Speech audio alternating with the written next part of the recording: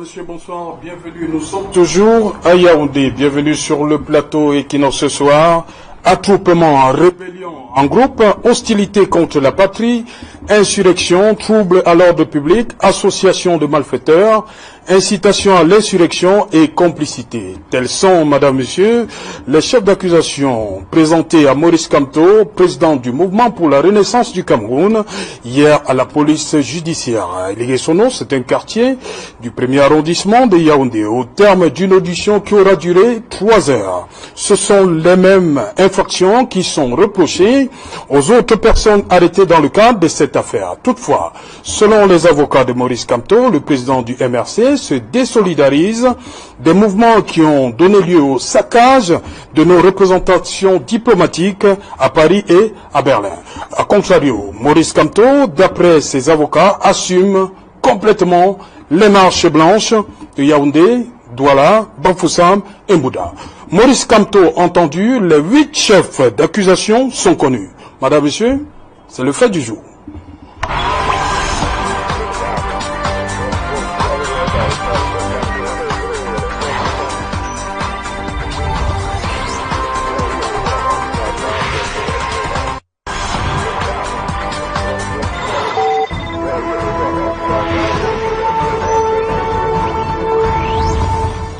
Maurice Kamto entendu, les 8 chefs d'accusation sont désormais connus. Pour en parler, je suis en plateau, une fois de plus, à Yaoundé, avec Amvouna Temengue. Bonsoir.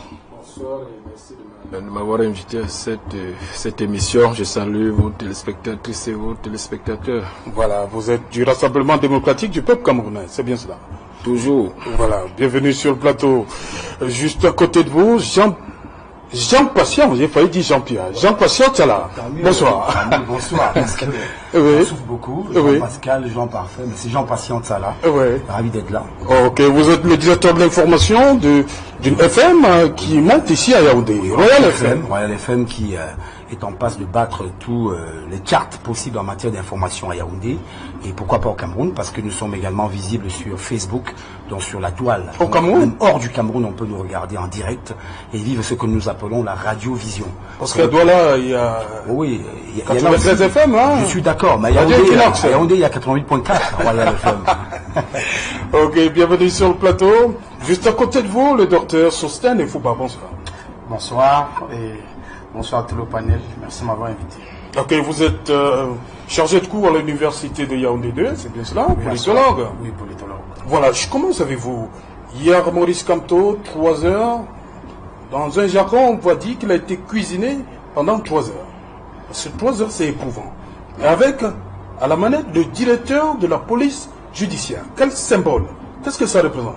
Que le directeur de la PJ lui-même soit là pour cette audition. On peut dire qu'il y a du sérieux dans la démarche, dans la procédure. Et puis, celui qui est en face, c'est quand même un professeur agrégé de droit. Oui. Et puis, le directeur de la PJ, c'est le sérieux. Donc, je pense qu'il fallait quelqu'un qui maîtrise quand même les réglementaires, les procédures d'audition. Et 3 heures, c'est pas beaucoup. Il y a des auditions qui font 14 heures, 8 heures. Donc tout est allé, tout a été dans... S'il faut parler de ça, je pense que tout s'est bien passé en termes d'audition. Et puis les acteurs qui étaient le directeur de la PJ, parce qu'il fallait conduire, on n'allait pas conduire l'audition du professeur Kamto qui connaissent le droit, comme si vous conduisez l'audition de quelqu'un qui n'a jamais fait les études et qui n'est pas juriste. Donc il fallait s'entourer de la qualité de la ressource humaine face à celui à qui on allait poser des questions. Ok, Jean-Pierre Temengue, ça fait quand même, on parle de 8, hein. 8, attroupement, rébellion en groupe, hostilité contre la patrie, insurrection, trouble à l'ordre public, association de malfaiteurs, incitation à l'insurrection et complicité. Oui, ça fait le beaucoup. professeur Maurice Kamto peut s'en sortir? Bon, ça dépend de sa ligne de défense. Je ne suis pas son avocat, mais ce que nous observons à distance, c'est que jusque-là, ça a commencé petit à petit, j'allais dire, comme avait chanté l'autre, le jour d'après, le jour d'après élection, et je pense que c'est là où tout a dérapé.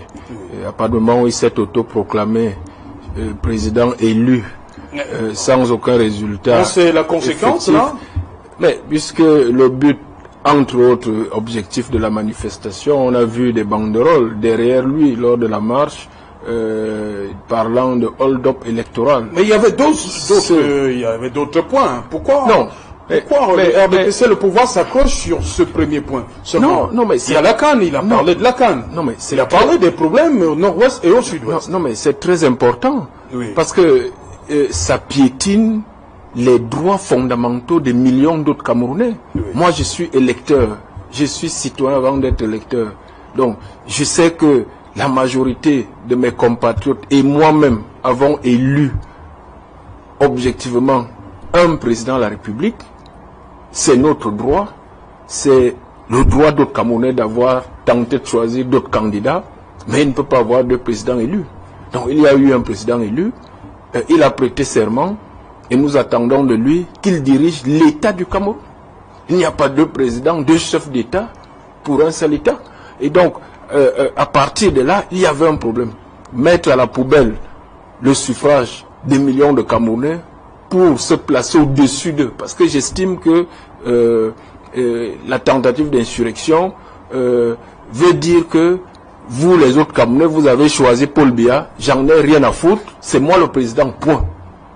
Et ça, c'est piétiner et marcher nos droits, sur nos droits fondamentaux. Donc, je pense que c'est là d'où tout a commencé, parce que les troupes fanatisées ailleurs, qui sont allés commettre des actes dans les ambassades. Vous connaissez bien notre ambassade à Paris. Tout ça, vous savez très bien qu'ils y sont allés avec en tête de prendre ce qu'ils estiment être leur droit. Ils ont affiché d'ailleurs de façon visible, ça a circulé partout, la photo de celui qu'ils prétendent être le chef de l'État. Donc ça c'est pourquoi on fait le rapprochement avec Maurice Kamto. Bon, moi j'ai été très longtemps, il ne faut pas jouer au cache-cache, j'ai été très longtemps patron politique RDPC à Paris, vice-président de la section RDPC pendant 12 ans, donc je connais tous ces individus, pour la plupart en tout cas, ceux qui sont leaders. Et donc, on a vu depuis l'arrivée du MRC, que ce soit le chef MRC, M. Ndjoko, qui était à Strasbourg, avec qui j'ai passé un an, que ce soit Malin Fogué, qui était son acolyte à Strasbourg. Tous ces gens, on les connaît parfaitement, on connaît leurs idées, leurs actions depuis 20 ans, donc on sait ce qu'ils représentent. Donc, M. Kamto ne peut pas les renier aujourd'hui, alors que depuis qu'il est entré en politique, il ne chemine qu'avec eux, nuit et jour. Oui, Bibou Nishak sera dans un instant sur ce plateau, madame, monsieur, pour équilibrer un peu les choses. Jean-Passion Tchala, dites-moi. À suivre Jean-Baptiste Atemengue, oui, Jean-Baptiste Atemengue. Il y a beaucoup de gens sur le plateau ce soir. Oui. Jean-Baptiste Atemengue, on a comme l'impression que c'est la sortie de Maurice Kamto le 8 octobre qui le rattrape aujourd'hui. Non, je ne pense pas qu'il soit rattrapé. Je pense beaucoup plus qu'il y a un recul de journalistes. J'estime que c'est une stratégie politique engagée par le MRC et son leader principal qui est Maurice Kamto aujourd'hui. Je voudrais que les uns des autres soient lucides, qu'on cesse de politiser un peu trop tous les schémas. Le schéma pour lequel vous nous avez invités ce soir, c'est celui de la justice. Et parlant de la justice, les 8 chefs d'accusation, je pense que sont clairs. Vraiment, quand vous les lisez, vous pouvez vous reconnaître dans les différentes actions. Voilà pourquoi j'ai demandé à Jean-Baptiste, est-ce que le professeur Kamto et les autres peuvent s'en sortir? Bon, il vous a bien répondu. N'étant pas ses avocats ici, je pense que sa ligne de défense saura apporter une réponse adéquate à la situation actuelle. Mais je dis qu'il ne faut pas mélanger les choses. C'est-à-dire qu'il y a une justice qui doit faire son travail. Et on a vu cette justice travailler quand il s'agit de parler de Boko Haram. Quand il s'agit de parler de la crise anglophone, on a vu la même justice travailler. Même si dans cette crise, on parlait du tribunal militaire, un tribunal d'exception. Mais dans le cas actuel, la justice doit faire son travail. Et nous commençons à questionner l'indépendance de cette justice. Les faits tels que qualifiés aujourd'hui sont avérés. Trouble à l'ordre public. On est allé manifester sans avoir reçu l'aval des autorités administratives, même si, de l'autre côté, en termes de stratégie... C'est très discutable. Oui, c'est discutable. On savait que ça va arriver, donc on fait un choix politique, et on décide d'aller dans la rue, descendre dans la rue. En descendant dans la rue, on s'attend à ce que forcément, si ça dégénère, qu'il y ait la justice qui prenne en charge le dossier et qu'on soit capable de se défendre. Alors moi j'ai une question importante à cette justice-là aujourd'hui. Plus de 200 individus interpellés et qui sont soumis aux mêmes charges, c'est-à-dire aux mêmes chefs d'accusation. Tous, même nos deux confrères journalistes, Chopa et David Yengue, qui sont aujourd'hui incarcérés pour les mêmes raisons, sont accusés des mêmes chefs d'inculpation. Alors, c'est assez grave, parce qu'il faudrait peut-être voir quel est le rôle de celui qui s'appelle Maurice Kamto, quel est le rôle des autres. Je souhaite peut-être pas qu'on détache forcément, parce que c'était les mêmes actions, mais en réalité, sur le terrain, chacun ne faisait pas la même chose. Les journalistes, par exemple, étaient là pour la couverture. Ils n'étaient pas là. Ils étaient là lundi pour la couverture. On les a pas pris. Ils n'étaient pas là samedi. Le 26. Ils n'étaient pas là samedi pour les mêmes raisons qu'on a pu vivre à Yaoundé, Douala, Tchang et autres villes. Maintenant, sur la question des ambassades, vraiment, c'est vrai que je refuse encore de politiser le sujet à ce niveau. Je continue à rester un peu froid en disant les ambassades. J'ai posé la question hier soir à un ami qui s'était mal sur ce plateau, que comment nous arrivons à ne pas sécuriser nos ambassades. Hein? Aujourd'hui, j'étais en connexion avec des amis qui sont de l'autre côté, qui posaient des problèmes assez importants en matière de sécurité. Regardez aux États-Unis, pourquoi est-ce qu'ils n'ont pas pu agir de façon prompte et efficace? Parce que les Américains tiennent compte de la question sécuritaire, eux qui craignent beaucoup le terrorisme. En France, c'est une autre approche, et c'est pour ça qu'on peut soupçonner les Français d'être complices d'une certaine attitude. Mais je me refuse à le croire. Parce que quand on regarde l'ambassade du Cameroun à Paris aujourd'hui, avec un garage qui ne se ferme pas, une autre porte à l'intérieur du garage qui ne se ferme pas, à qui la responsabilité, hein? En matière de sécurité, on aurait pu trouver les voies et moyens depuis fort longtemps pour que nos ambassades ne puissent pas vivre. Il n'y a pas que cette question des manifestants camerounais qui peuvent attaquer leur propre représentation diplomatique. Il y a d'autres questions de sécurité qui peuvent intervenir.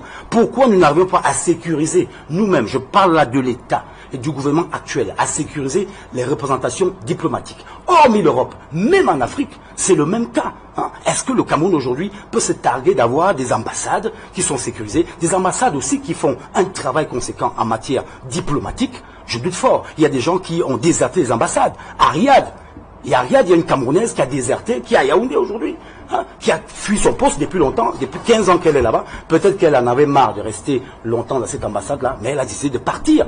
Elle a introduit un dossier de demande de retour au Cameroun qui n'a jamais été suivi de réponse. Donc, elle rentre au pays malgré elle, parce qu'il faut qu'elle sauve son foyer. Donc, c'est un cas, parmi tant d'autres. Donc, vous voyez que les ambassades en elles-mêmes posent un sérieux problème au niveau de la gouvernance, au niveau de la gestion. Okay. Ça ne justifie pas les attaques qui ont été perpétrées par des individus que moi je qualifierais de voyous, qui aujourd'hui sont désavoués par Maurice Kamto et ses sympathisants. Donc, c'est des voyous, on peut les considérer ici. Comme on a vu ces mêmes voyous agir souvent quand le président s'est déplacé pour aller en Suisse, c'est pas la première fois qu'on en parle. Vous pensez que ce sont les mêmes personnes? C'est pas loin d'être les mêmes personnes. Vous voyez un peu, au niveau de la psychologie, de la mentalité, de l'action posée par ces gens, il n'y a pas trop de différence au niveau des revendications et de la protestation.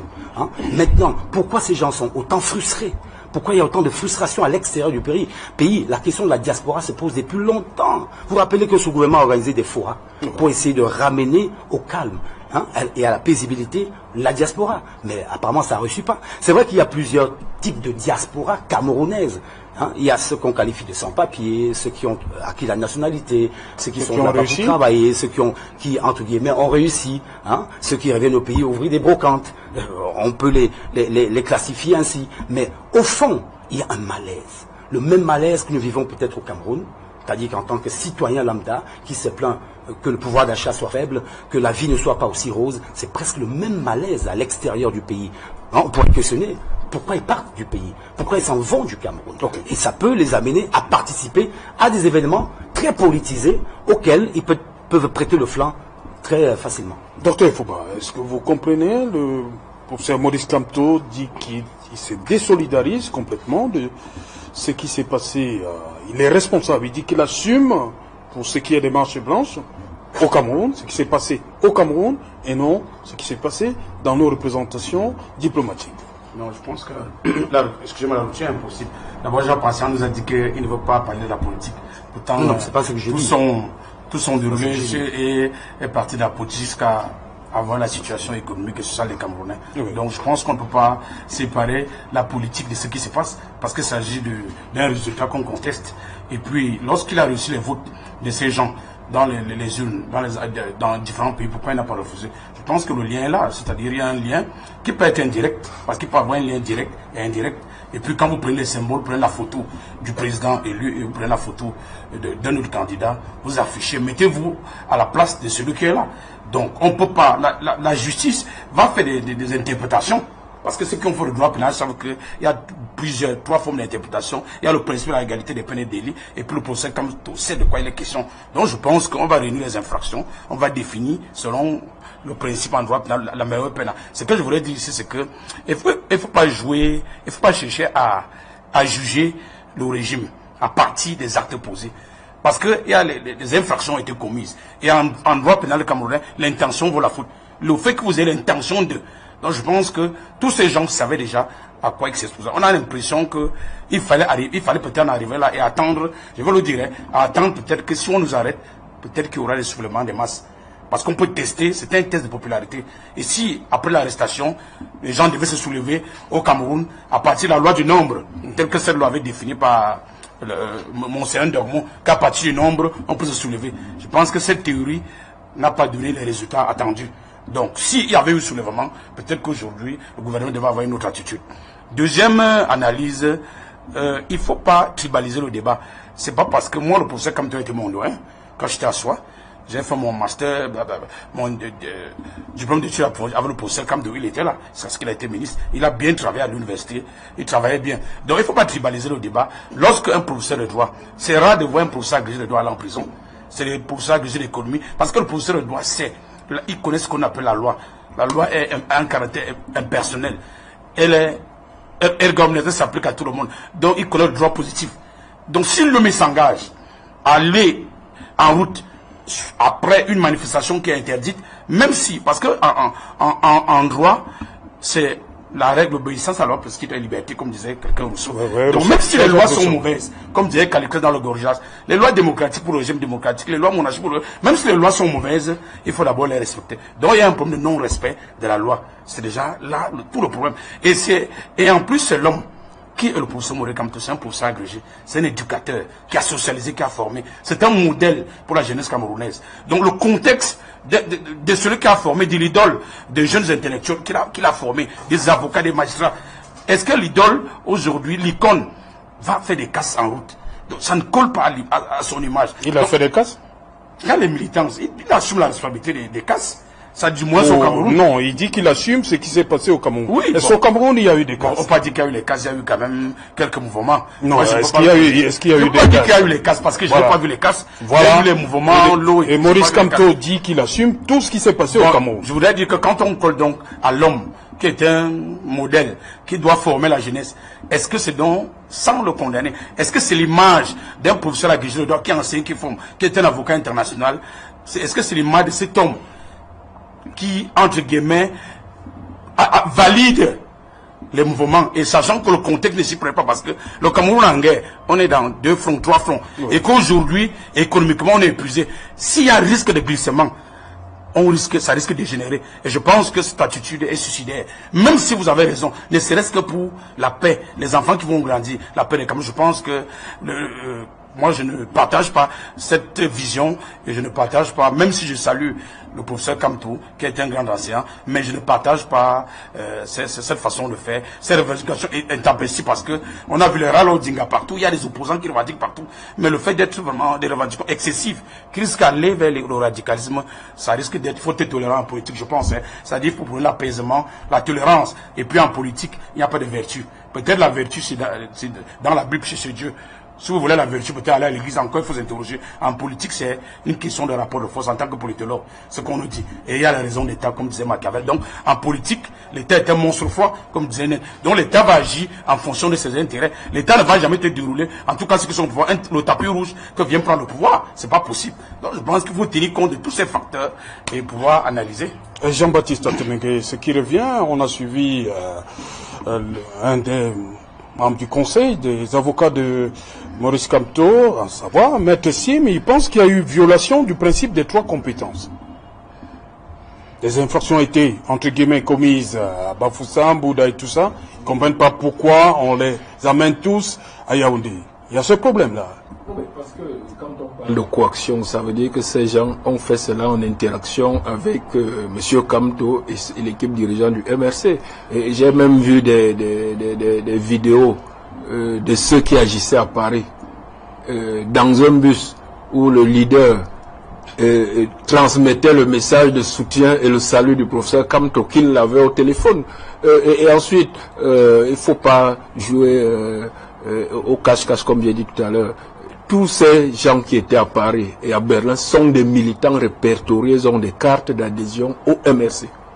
Si je le sais puisque je suis moi militant, je suis responsable de la section RDPC France. Je sais puisque quand, à partir du moment où M. Célestin Djamène, qui était l'un des leurs, des locaux, est allé au MRC, vous pensez que tous ses amis politiques avec qui il a tué militant en France sont allés où? Est-ce que c'est le civisme? Ce n'est pas par hasard donc qu'ils vont afficher la photo de Maurice Kamto. Je vous dis entre les faits, puisque nous supervisons des camarades à Paris qui supervisent les réunions du MRC, je sais qui est responsable MRC. Le président Europe MRC, je le connais parfaitement, M. Ndioko. Donc je sais qui il a entraîné dans le MRC, je sais qui Célestin Djamène a entraîné dans le MRC. Donc on sait qui appartient au MRC. Et donc ils étaient en relation dans tout ce qu'ils font, sont en relation avec l'équipe dirigeante du MRC. Il ne faut pas, si les militants du RDPC agissent aujourd'hui à Maroua ou à Kousseri, vous les journalistes, vous n'allez pas dire que ceux de Kousseri ne sont pas du RDPC, vous allez dire RDPC tout court. Je vous trouve très indulgent avec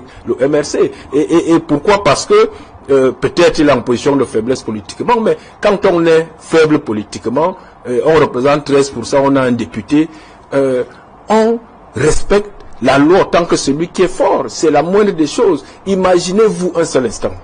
Parce que Jean Passan disait que c'est une méthode choisie, politique choisie. Mais la méthode du maquis. Imaginons que nous tous militants de partis politiques comme on choisi cette méthode. Comme moi je décide que comme je n'aime pas M. Kamto et ses idées, je vais aller manifester devant sa maison, déchirer ses effigies tous les matins, toutes les nuits. Parce que je suis libre d'exprimer mes opinions. Imaginez que je le fasse tous les jours. Imaginez que je décide du jour au lendemain, j'aime pas le président Foundi parce que vraiment il nous mène la vie dure à tel endroit. Moi j'irai faire du bruit devant chez lui, je vais manifester devant le siège du SDF, j'irai même saccager ici parce que franchement il m'énerve. Et ça va devenir quoi? Et ça c'est une façon d'exprimer mes opinions. Vous pensez que tous les militants de tous les partis politiques camerounais ne peuvent pas se lever, aller exprimer tel qu'ils le sentent, tel qu'ils le veulent? Et on sera où? Est-ce que ce sera une démocratie? Donc un professeur de droit public qui se veut démocrate ne peut pas engager son parti et lui-même dans le maquis en matière de droit. Et c'est pour ça que toutes ces accusations sur le plan du droit, c'est à la justice de faire son travail. Le directeur de la police judiciaire n'est pas un militant d'un parti. Les juges ne sont pas militants de parti. C'est l'État qui est au cœur de tout. Et c'est l'État qui garantit nos libertés fondamentales. On ne peut pas mettre l'État à terre et espérer que nos libertés fondamentales seront garanties. Si votre voisin, qui est plus fort physiquement que vous, entre chez vous, porte votre téléviseur, dit même votre maison, je vous sors, j'entre, il dit votre titre foncier, je l'annule, j'entre chez vous, vous n'habitez plus ici parce que je suis plus fort que vous, irez où? S'il n'y a pas d'État de droit, s'il n'y a pas d'État qui applique le droit pour vous ramener dans vos droits fondamentaux, et vous avez vu ce qui s'est passé à Paris, rien ne justifie que des gens veuillent exprimer leur liberté et causent autant de préjudice à autant de Camerounais. Autant de préjudice à autant de Camerounais. Que ce soit ceux qui travaillent, que ce soit ceux qui avaient des dossiers en cours, ceux qui ont perdu des passeports, ceux qui avaient des urgences d'affaires ou familiales cette semaine ou la semaine prochaine, tous ces préjudices, vous pensez que c'est sérieux que parce que quelques Camerounais veulent exprimer leurs idées politiques, qu'ils causent autant de préjudice aux autres? Non. Alors, le problème demeure, M. Temengue, pourquoi vous liez ça à Maurice Kamto? Qu'est-ce qui... Moi, je me demande pourquoi vous évertuez de ne pas lier ça. Non, pourquoi? Non, prouvez-nous. Ça se saute à l'œil nu. Comment on a besoin de prouver? Comment ça saute à l'œil? Vous êtes sûr que si les juges prennent la liste des militants, demandez à M. Ndioko, Alain, qu'il vous ramène la liste des militants MRC. C'est tous les militants vous pensez que tous ceux qui étaient à l'ambassade? Pas tous, mais est-ce que ceux qui y étaient ne sont pas militants du MRC? Qu'on nous prouve le contraire. Ils sont tous militants du MRC. Est-ce que l'opposition, c'est seulement le MRC? Je suis mais justement, c'est pourquoi on liait seulement non, mais justement, parce que les autres partis sont timides et ne le soutiennent pas totalement. Pourquoi? Parce que il est inadmissible que dans un pays, il y a plus de 300 partis, qu'un seul s'arroge le droit de faire comme il veut, quand il veut et où il veut. C'est inadmissible pour tous les citoyens, même d'ailleurs. pour tous les citoyens. On ne peut pas admettre qu'une poignée de Camerounais, même s'ils sont 10% ou 5%, marche sur tous les autres Camerounais. C'est de ça qu'il s'agit. Quand vous dites, moi je suis militant du RDPC, il y a les militants de l'UNDP, d'autres partis qui ont choisi en leur âme et conscience d'élire comme président de la République Paul Biya. Et M. Kamto se lève avec ses militants parce que c'est de ça qu'il s'agit. En Europe et ici, il se lève et dit non, c'est moi qui suis élu. Mais on est où? Non. Mais c'est de ça qu'il s'agit. Mais c'est de ça qu'il s'agit. Ça reste à prouver. Mais ça reste à prouver comment? C'est de ça qu'il s'agit. C'est de ça qu'il s'agit fondamentalement. Jean Patient. Vous comprenez pourquoi au départ, oui. C'est ma pensée, j'ai dit ici qu'il fallait qu'on soit lucide et qu'on fasse le distinguo entre la froideur des analyses et la politisation du sujet. Peut-être que je n'ai pas été bien compris. Je n'ai pas dit qu'on ne parle pas de politique dans ce sujet, mais je dis ceci, dans la lecture froide qu'on peut faire des événements, il faut rester lucide. Et ça rejoint, permettez... Je ne vous coupe pas la parole. C'est parce que vous estimez que quelqu'un qui s'autoproclame président de la République, alors qu'il y a un président élu qui a prêté serment, vous estimez que ce n'est pas une faute de droit, que c'est la politique. C'est illégal. Jean Patient, je vais continuer à rester lucide. Je vais encore rester lucide. Oui, Jean Patient, je vais vous passer la parole tout à l'heure. Jean-Baptiste Atemengue, dites-moi, les Gilets jaunes, ça fait plus d'une dizaine de semaines qu'ils sont dans la rue. Oui. On a déploré les casses. Oui. Les casseurs, c'est forcément les Gilets jaunes? Ils en sont responsables. Non, est-ce que les casseurs, c'est forcément les Gilets jaunes? Mais si. Ah bon? Mais si. C'est les Gilets jaunes qui ont cassé dernièrement, je crois, la 8e semaine. Quand vous déclarez une manifestation, oui. le principe de base, quand vous déposez une déclaration de manifestation publique, vous êtes responsable. Ça, c'est le premier principe. Ok. Quel que soit celui qui vient faire quoi que ce soit, vous êtes responsable. Quand vous initiez une manifestation sans l'avoir déclarée, vous êtes encore plus responsable. Alors, j'espère que M. Atemengue me permettra d'évoluer. Oui, allez-y, Jean Patient. Il grignote sur mon temps de parole et il continue à susciter la confusion. Non, vous faites vos précisions, mais il ne faut pas continuer à entretenir la confusion sur ces événements-là. Je dis, en parlant de justice, il faut qu'on soit clair. Voici ce qu'on reproche à ces personnes et il faut qu'on apporte la preuve. Voilà, il dit qu'il ne se reconnaît pas là-dedans. Voilà, je ne me reconnais pas dans telle affaire, mais ici. Mais la justice va faire son travail. Moi, j'y crois. On est d'accord. J'y crois. Mais on ne peut pas venir. M. Atemengue ne peut pas affirmer de façon péremptoire que c'est elle qui agit. Il faut qu'il apporte les preuves. Je suis d'accord qu'il était en France. On sait quel a été son parcours politique là-bas. Il est revenu, nous a rejoint. C'est pour ça que je vous ai dit que discuter avec les politiques ou les politiciens, c'est souvent un peu compliqué parce que nous, journalistes, on veut s'attarder sur les faits. Je m'attarde sur les faits et je m'appuie sur les faits. Aujourd'hui, si on parle maintenant de politique du sujet en question, la vérité est que tout à l'heure j'ai écouté une certaine confusion encore sur la personne de Maurice Kamto, que je connais ni d'Adam ni d'Ève, que j'ai interviewé comme ça aussi au passage, mais on le présente comme un universitaire rompu à la tâche, un érudit qui ne devrait pas attendez, mais du moment où il se politise, comment on lui demande de ne plus? Il y a des universitaires au Cameroun qui sont politisés autant que M. Maurice Kamto, qui sont des autres chapelles politiques. Il n'est pas le seul. Nous avons sur nos plateaux, Serge Alain, sur nos plateaux débat, nous avons fait et traité ces sujets-là, sur la politisation des universitaires. Ça a été théorisé. Je pense que l'universitaire qui est là, peut-être nous en dira davantage. Ça arrive. Il n'y a pas que M. Kamto qui est universitaire politisé. Ils sont tous dedans, ou la plupart en tout cas, pour ceux que je connaisse. Alors, là n'est pas la question. La question ici, si on veut entrer dans le champ politique, il faut qu'on regarde M. Kamto comme un acteur politique, qui aujourd'hui, curieusement, est devenu acteur de premier plan par rapport à la récente présidentielle, au même titre que M. Cabral Libi, qui est également un acteur de premier plan actuellement au Cameroun, avec lesquels on peut compter. Maintenant, qu'est-ce que le RDPC, le parti de M.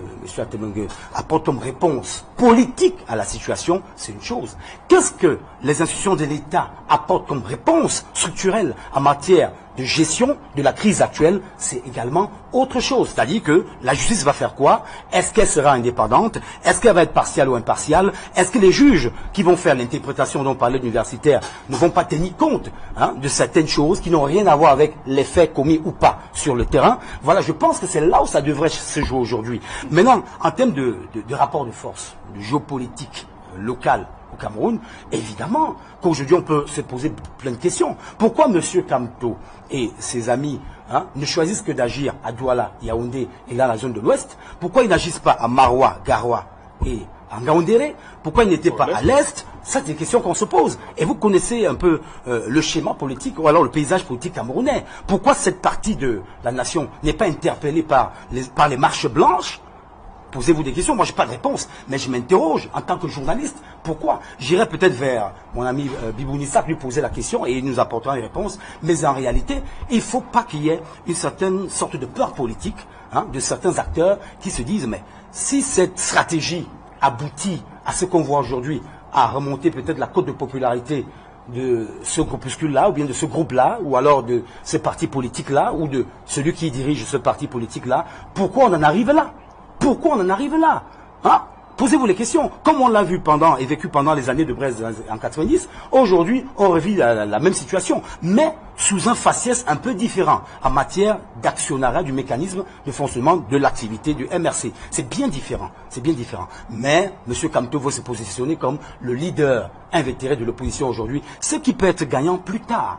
Toute analyse est faite, ça peut être gagnant plus tard. Le MRC monte en puissance aujourd'hui. Mais le MRC n'est pas forcément celui qui a le meilleur maillage sur la scène politique nationale. Parce qu'il y a une chose est de faire du marketing politique, une autre chose est de maîtriser le terrain politique, c'est-à-dire de contrôler ce terrain politique. Alors à ce niveau, je ne suis pas très sûr que le MRC contrôle réellement le terrain politique, mais au niveau du marketing, a beaucoup agi sur les réseaux sociaux, c'est-à-dire a beaucoup utilisé les médias, et ça porte les fruits que ça peut porter. Mais à contrario, il faut que les institutions étatiques soient fortes, que notre justice, dans ce cas précis, soit également très forte, et qu'elle démontre qu'elle n'est pas aux ordres. Parce que beaucoup de Camerounais pensent que cette justice est aux ordres, et émettent quelques doutes par rapport à ce qui va suivre après. Va-t-on libérer M. Kamto? Va-t-il comparaître étant libre? Va-t-il rester incarcéré? Qu'est-ce qui va se passer? Toutes ces équations sont dans les têtes des Camerounais aujourd'hui. Maintenant, la question tribale. Oui. Elle se pose également. Et je suis vraiment déçu par cette situation-là, parce que ça m'écoeure. Quand Camerounais, je ne veux pas savoir d'où vient Temengue, d'où vient également, ou d'où vous venez, ça importe peu. C'est la construction de la République qui est importante. Notre nation, ça survit, parce qu'il y a nos parents, arrière-parents et grands-parents qui ont versé de leur sang pour que ce pays soit debout. Donc il n'est pas question qu'on adhère au casse, qu'on adhère à la destruction. Mais on ne peut pas se soustraire du débat démocratique, de la question des libertés. On ne peut pas se soustraire à cela. C'est pour ça que je propose aussi qu'on revoie les textes de 90 qui, même sur le plan journalistique, nous posent un problème. Sur le plan de la politique, pose un problème aujourd'hui. Monsieur Atemengue est peut-être fier qu'on dise qu'on ne déclare, c'est-à-dire on ne donne plus l'autorisation de manifester, mais on déclare la manifestation. Mais derrière, on ne comprend pas bien. Est-ce que tout le monde peut manifester de la même manière? Vous voyez, demain, des manifestations étaient prévues. Le préfet Nufundi les a annulées. Et à Douala, dans le Fouri, le MRC, avec Sob Lazare, est en train de dire qu'ils vont également sortir. Oui, le demain. SDF aussi. Oui, le SDF aussi. Je voulais sortir. C'est également une sorte de pression sur le pouvoir. Parce que je pense que, je ne suis pas dans leur tête, mais je pense qu'ils souhaiteraient que M. Kamto recouvre la liberté. Donc, c'est des stratégies qui s'affrontent. C'est un rapport de force qui doit s'équilibrer. Mais comment il va s'équilibrer? Il ne faut pas qu'il s'équilibre en contre-courant des intérêts de la population. Voilà Ok, il faut rappeler que hier à la PJ, Maurice Kamto a dit, il a condamné le saccage des ambassades et il dit qu'il n'assume pas ce qui s'est passé de ce côté-là. Dites-moi, Fouba, il y a parmi les chefs d'inculpation, il y a un qui revient, hostilité contre la patrie. Les autres, c'est les peines d'emprisonnement, insurrection article 107 du code pénal, emprisonnement de 10 à 20 ans, attroupement article 203 du code pénal, 15 jours à 6 mois, rébellion en groupe article 158, 5 à 15 ans, mais hostilité contre la patrie, article 112, c'est la peine de mort. Oui, je voudrais d'abord faire une précision. Quant à voir le rapport qui existe entre les manifestations de Paris, c'est la même date. Si on prend l'élément temps, l'unité de temps, ça coïncide. Et si on peut prendre les listes des élections, on va voir que c'est... Est-ce que c'est ça qui fait... On n'a pas dit que c'est ça. Oui. On dit que... Oui, parce que vous êtes en train de dire l'élément temps. Non, je dis le temps. Oui. Ça s'est déroulé au même moment, le même jour. On peut tenir compte, je n'ai pas dit que c'est ça, personne n'est juge. Oui. On peut tenir compte de ça. Pour ceux qui ont fait la littérature, ils savent ce qu'on appelle l'unité de temps, l'unité de lieu. Oui. Et toi, ce n'est pas moi. Oui. Maintenant, on regarde aussi les listes... Voilà, on regarde aussi... Voilà, la liste des électeurs, ça dit, elle est qu'on peut produire la liste électeurs de ces villes-là et des gens qui seront arrêtés pour voir si leur nom figure, pour faire le rapport. Ça peut faciliter la tâche. Je n'ai pas dit que le rapport était établi. Maintenant, pour dire une confusion, c'est quand tu ne maîtrises pas quelque chose. Je dis de manière élémentaire avec Weber, il y a trois légitimités. La légitimité charismatique, c'est-à-dire quand un homme fait la politique. On prend l'exemple de Gaulle en 58, qui a modifié la Constitution avec la 5e République. On enseigne ça à droit constitutionnel. Ça veut dire que le professeur Kamto, on ne peut pas enlever la cassette de professeur. Il joue d'un prestige intellectuel. Et ça fait partie de son aura. Donc on ne peut pas faire une susure, une rupture, si vous voulez, entre son agrégation et le fait qu'il soit un homme politique. Tout ça, c'est un tout. Il y a la légitimité légale, rationnelle qui découle de la loi. Et puis il y a la légitimité traditionnelle. Donc je pense que pour réunir la légitimité charismatique et légale, il faut tenir compte de son cursus académique et de son aide. Maintenant, quant à... Docteur Fouba, le problème de Jean Patient, une minute, le problème de Jean Patient, c'est que vous semblez faire le reproche, entre guillemets, à Maurice Kamto pour ce qui est du MRC, et il dit que ça se fait aussi, très fort. Ça se fait aussi dans le RDPC où il y a des professeurs désagrégés qui... J'ai dit que c'est ça le problème. Il est difficile pour un enseignant de droit, d'un agrégé, de demander à la foule d'aller faire les marches et tout. Lui qui enseigne, lui qui est un modèle. Aujourd'hui, qu'est-ce qu'on va retenir? Je n'ai pas dit, qu'est-ce qu'on peut retenir? L'histoire va retenir de lui. Le professeur agrégé qui a fait gagner le procès, qui a enseigné le droit, ou alors le professeur agrégé qui fait les marches. Qu'est-ce que la jeunesse, l'enfant du commentaire 1, commentaire 2, dans 100 ans va retenir? C'était ça, ma démarche, je ne le condamne pas. Il est interdit de condamner, puisqu'il n'est même pas, c'est la présomption d'innocence. Il n'est pas, qui a dit qu'il était condamné. Donc je voudrais dire pour là c'est hostilité à la patrie. Bon, moi je ne dirais pas hostilité à la patrie. Peut-être hostilité au président de la République. C'est ce qui a été sorti hier. Hein? Oui, parce qu'il n'a jamais été contre la patrie. C'est un bon patriote, puisqu'il a travaillé pour le Cameroun. Il a été douane, il a été ministre. Il a eu un parcours élogieux. Il a défendu le Cameroun. Donc, il élève même dans un parti politique. Il y a la fonction éducative. Il forme. Il vit avec des Camerounais, des jeunes qu'il forme. Donc, moi, je pense pas, je ne partage pas cette qualification. Ce chef d'accusation. Oui, qui dirait hostilité à la patrie. Je pense qu'hostilité, il est hostile au RDPC et à son président. C'est ça. On devrait requalifier ça. Hein? Pas qu'on devrait. Ça, c'est ma modeste contribution dans l'analyse. Oui. Que je sais que lui, il est hostile au chef de l'État et au RDPC. Parce que c'est le chef de l'État qui a pris sa place. Donc, il ne peut pas être hostile à la patrie, puisque lui, il est un patriote, il vit au Cameroun. Sinon, il devait aller vivre à l'étranger. C'est bien une qualité qu'il mène le combat. Peut-être qu'il va profiter de ce combat. Ce combat va profiter à nos enfants et tout. Mais le combat ne doit pas être excessif. C'est tout ce que je voulais dire. Ok. Jean-Baptiste Atemengue, autre qualificatif. Insurrection, trouble à l'ordre public, association de malfaiteurs. L'hostilité à la patrie, vous savez,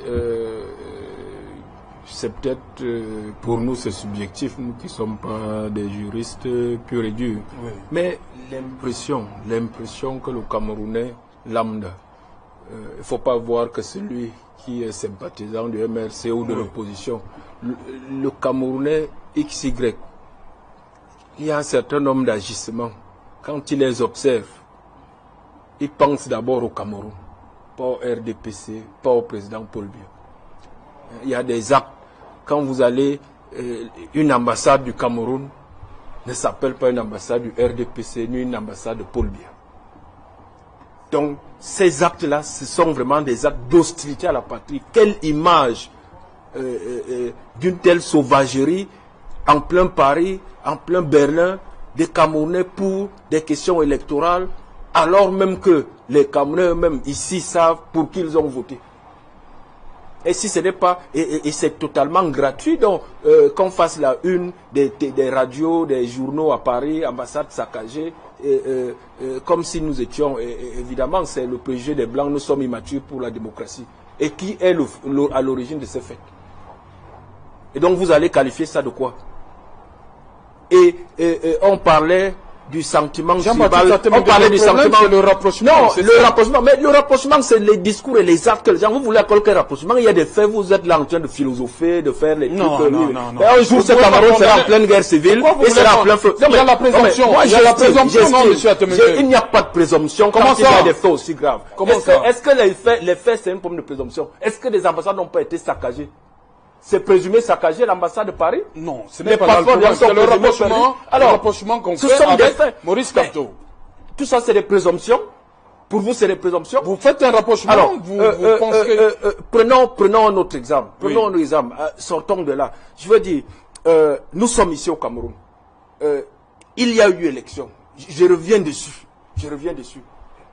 Est-ce que vous pensez que c'est l'intérêt et l'honneur et la fierté du Cameroun que quelqu'un sorte de nulle part le lendemain de l'élection alors qu'on n'a même pas encore compté la moitié des PV qui dit je suis candidat autoproclamé? C'est pour donner quelle image du Cameroun et de la démocratie camerounaise? C'est pas l'hostilité à la patrie quand on ternit l'image d'un pays à ce niveau? Vous êtes toujours en train de philosopher, mais c'est la réalité. C'est une réalité.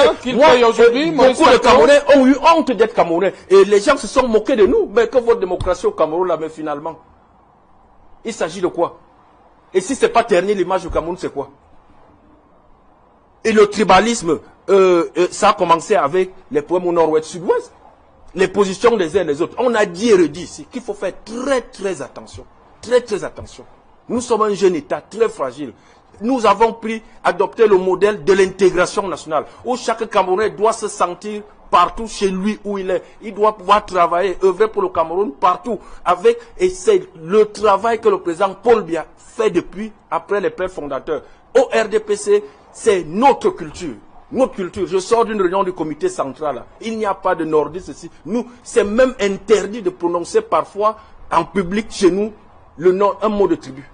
Parce que nous sommes, c'est une religion d'État et c'est heureusement que notre État est fondé sur ça. C'est pratiquement blasphémé que de prononcer ce type de choses. Et on ne peut pas avoir des gens qui ramènent des idées politiques, des pratiques politiques qui vont à l'encontre de tout ça, qui mettent mal à l'aise tout le monde. Donc il ne faut pas le camoufler. Si ce n'est pas une hostilité à ce qui fonde la solidité, l'existence même de cet État, c'est l'hostilité à quoi? Si vous ramenez comme plat politique à servir au Cameroun le tribalisme et le fascisme, quand on interdit aux artistes de s'exprimer, on interdit aux chanteurs de s'exprimer, c'est quoi? Ça vous coupez. Est-ce que quand on condamne les gens, est-ce que les peines sont collectives? Les gens qui ont cassé seront condamnés. Ça dit individuellement. Donc, pour ça, comme tu étais au Cameroun, donc je trouve que le lien sera difficile quand même à établir, un lien direct, parce qu'il y a ceux qui ont cassé, qui ont humilié, qui sont contre l'hostilité de la patrie, parce qu'ils ont déchiré, ils ont pris de l'argent, ils ont déchiré les passeports, ils ont agi. Ça dit, le droit, c'est aussi l'action. On a vu les faits, ils ont agi. Mais même si on dit que le procès, comme tu es responsable, mais ce sera quand même de manière indirecte. Mais ce que j'exprime. Parce que chacun a une rationalité. Celui qui casse, il vit en France, il a fait les études, il respecte les lois. C'est pas un fou. Ça dit, il a une rationalité. Jean-Baptiste Atemengue, pour lui, c'est le fait que Maurice Kamto se soit déclaré autoproclamé le lendemain. C'est le début. Vous êtes sur les passeports. Ce que j'exprime profondément, c'est le sentiment de la plupart des Camerounais aujourd'hui. Il y a un malaise profond qui est né des actions du MRC. Et ce malaise, il est celui lequel, à Yaoundé, à Douala, Bafoussa, Magarwa, les Camerounais vivent ensemble, qu'ils soient Bamileke et Wondo, tout ça. Ce qui se passe en ce moment crée un malaise profond. Et ce n'est pas acceptable. Et ça remet en cause les fondamentaux de cet État. Et il faut soigner ce mal tout de suite. Si M. Kamto se retire et renonce, renie à jamais de ne plus utiliser la tribu, ni les divisions comme instrument politique. Non. Donc on pourrait dire qu'il n'est pas hostile au Cameroun. Mais s'il utilise, je vous en prie, non. S'il utilise les lignes à des fins politiques, c'est qu'il est hostile à la patrie. Moi je le confirme. Monsieur Temengue, soyons polis. J'ai dit ce que je pense. Vous n'allez pas me censurer. Si quelqu'un utilise comme ressource sur ce plateau, soyons polis sur ce plateau, non. Non, je ne vous permets pas de le dire. Le MRC n'est pas là pour vous apporter la contradiction.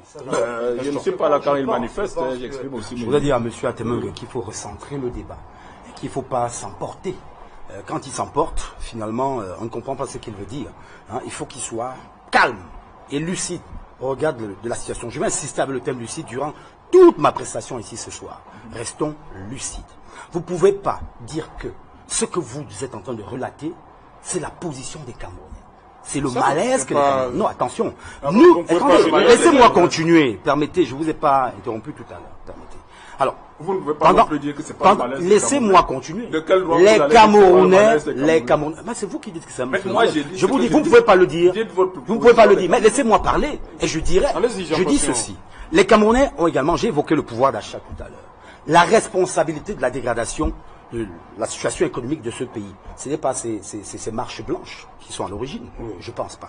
Le fait qu'il y ait le chômage dans ce pays, c'est pas à cause Le fait qu'on nous ait retiré l'organisation. Le fait qu'on nous ait retiré l'organisation de la CAN 2019, ce n'est pas à cause des marches blanches. C'est pas la marche. Attendez, le fait que l'eau qui coule dans nos robinets soit rougeâtre, ce n'est pas la marche blanche. Le fait qu'on occupe le courant électrique à tôt à travers, c'est pas la marche blanche. Voilà ce que nous, en faisant des vox populi, donc des vox pop dans nos rédactions, les Camerounais disent. C'est pas Tchala qui dit. Les Camerounais disent. Quand on va vers eux, on leur tend le micro, voilà ce qu'ils disent. À côté, attendez, laissez-moi continuer. Laissez-moi continuer. Ajoutez, écoutez, monsieur Atemengue, je vous en prie, ajoutez à cela, permettez que je vous les journalistes, vous permettez c'est vous qui voulez semer la confusion. C'est vous qui voulez semer la confusion. Jean-Baptiste, vous voulez semer la confusion. Chacun son... Bon, c'est vous qui voulez semer la confusion dans ce contexte, on ne peut pas dialoguer. Oui, allez-y, Jean-Baptiste. C'est comme ça. Alors, je voudrais ajouter ceci. Les mêmes Camerounais, ces dernières semaines, nous ont dit qu'ils étaient ahuris par rapport au fait que les ambassades aient été attaquées. Le malaise, c'est l'ensemble. On ne peut pas dire que le malaise, c'est uniquement les marches qui ont eu lieu. Le malaise, c'est l'ensemble. Et d'ailleurs, ces marches viennent de quoi? La plupart des marches que les politiques veulent organiser, de l'opposition surtout, ça vient de quoi? Ça part d'un certain type de prétexte. Ces gens vous disent, mais écoutez, ils ont mis long aux affaires, ils doivent aussi partir. Ils auraient verrouillé au conditionnel les élections dans ce pays. Il faut que ça s'arrête. Voilà les raisons. On veut une élection présidentielle à deux tours. Voilà ce qu'ils disent. Attendez, voilà ce qu'ils disent. Et il y a des Camerounais qui disent la même chose. Écoutez, qui disent la même chose. Donc M. Atemengue ne peut pas faire comme si c'est un seul. En votant à 73% pour un candidat, ils disent la même chose. Comment vous dites la même chose? Soyons un peu honnêtes, monsieur. C'est le vote qui est rationnel. Là, vous êtes dans l'irrationalité. Quand des Camerounais c'est le vote qui est rationnel. Là, vous êtes dans l'irrationalité, dans le flou. Je comprends. C'est vous qui voulez discuter le vote. Chaque Camerounais va mettre un bulletin dans une urne. Monsieur Atemengue, le vote est discuté. Non, le vote n'est pas discuté. Moi, je n'accepte pas qu'on mette mon vote à la poubelle. Je comprends. Le vote n'est pas discuté. Ça dit que son le vote est rationnel. À tout prix de défendre c'est le vote qui est rationnel. Sa ligne de défense ou bien ses arguments. C'est légitime, monsieur Atemengue. Vous êtes dans votre rôle. Moi, je ne suis pas militant d'un parti politique, je suis journaliste. Je vous dis ce que pensent aussi les Camerounais par rapport au travail que je fais au quotidien. Attendez, laissez-moi continuer. Par rapport au travail que je fais au quotidien. Vous vous rappelez de tout ce qu'il y a eu avant l'élection présidentielle de 2018. Tout ce que les Camerounais ont pensé et dit. Vous savez qu'aujourd'hui, vous n'allez pas le nier, que les Camerounais, que ce soit des politiques ou non, demandent que le code électoral soit revu. Vous le savez. Tant qu'il n'est pas revu, écoutez, vous le savez. Ça veut dire qu'il y a beaucoup de problèmes. Hein, le malaise n'est pas constitué uniquement des marches en question. Voilà. Le malaise est constitué. Il est profond. Il y a une question de gouvernance. Parce que quand je parlais à M. Ifoubatora de l'université, l'université également a des problèmes, a des soucis.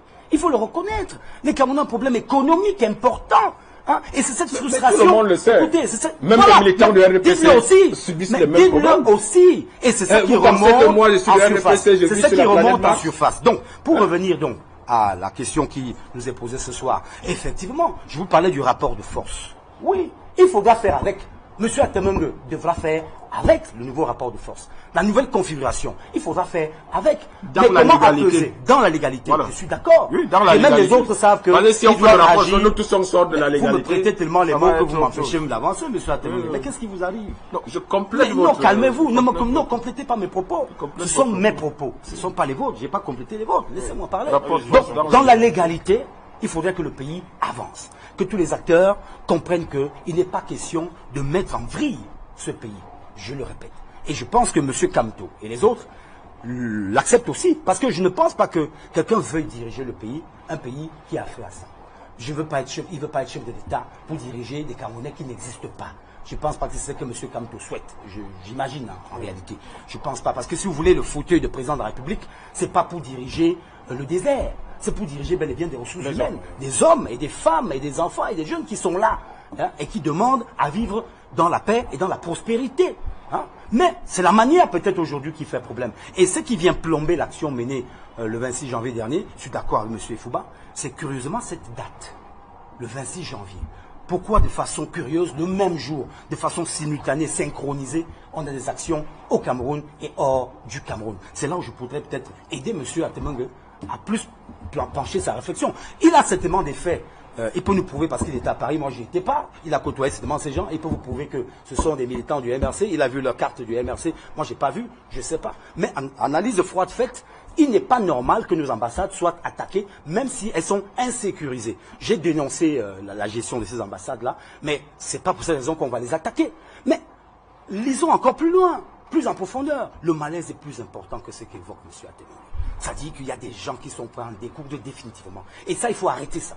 Il faut qu'on stoppe ça. Parce que même la logique de tontinard, sardinard est en train de nous conduire vers un conflit que nous refusons d'accepter. Dans nos médias, en fait, je parle au Royal FM par exemple, l'équilibre, c'est la première des choses. Donner la parole à toutes les parties, ne pas prendre position, parce que nous voulons que ce pays marche. Nous voulons que ce pays avance. Nous voulons que la gouvernance s'améliore aussi, parce qu'il faut être capable de dénoncer ce qui ne va pas. Et c'est là où M. Atemengue s'égare un peu. Il faut être capable aussi de dénoncer, même si on fait partie du régime ou du parti au pouvoir. Ok, Sostene Fouba, docteur Fouba, il y a un avocat, un conseil de Maurice Kamto, qui pense, qui déplore le fait que la qualification et l'attribution, Sylvain Swap pour ne pas le nommer, maître Sylvain Swap pour ne pas le nommer, la qualification et l'attribution des infractions, alors que, qui déplore cela, alors qu'une enquête judiciaire n'a pas encore été menée.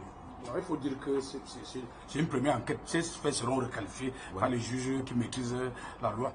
Mais je voudrais quand même dire qu'il ne faut pas qu'on prenne le procès comme celui qui a détruit le Cameroun. Parce qu'il y a le malaise. Il faudrait aussi que le régime sache qu'on a duré au pouvoir, ça fait plus de 30 ans. Il faudra quand même ouvrir les vannes en termes de démocratie. Parce que si vous faites le gouvernement, vous fermez tout.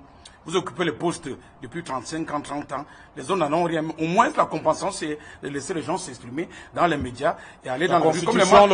Comme les marches blancs. Est-ce qu'ils ont cassé? Que la police soit là pour encadrer les marches. Parce que le fait qu'il y ait toujours les échauffourées entre les jets d'eau, mettre les gaz, alors que les gens n'ont rien cassé, je pense que ça n'a... Qu'est-ce que finalement on laisse dans aux Camerounais? Si les Camerounais peuvent être libres, qu'est-ce que le régime laisse aux Camerounais? Ok, merci. Le journal. Madame, monsieur, dans un instant, la suite du journal. Bonsoir à vous là-bas à Douala, c'est Dick Noufélé. Dans un instant, et après le journal, madame, monsieur, Equinox Soir, deuxième partie, le temps du débrief, toujours en compagnie de nos trois invités. Tout de suite, madame, monsieur, la pause journal.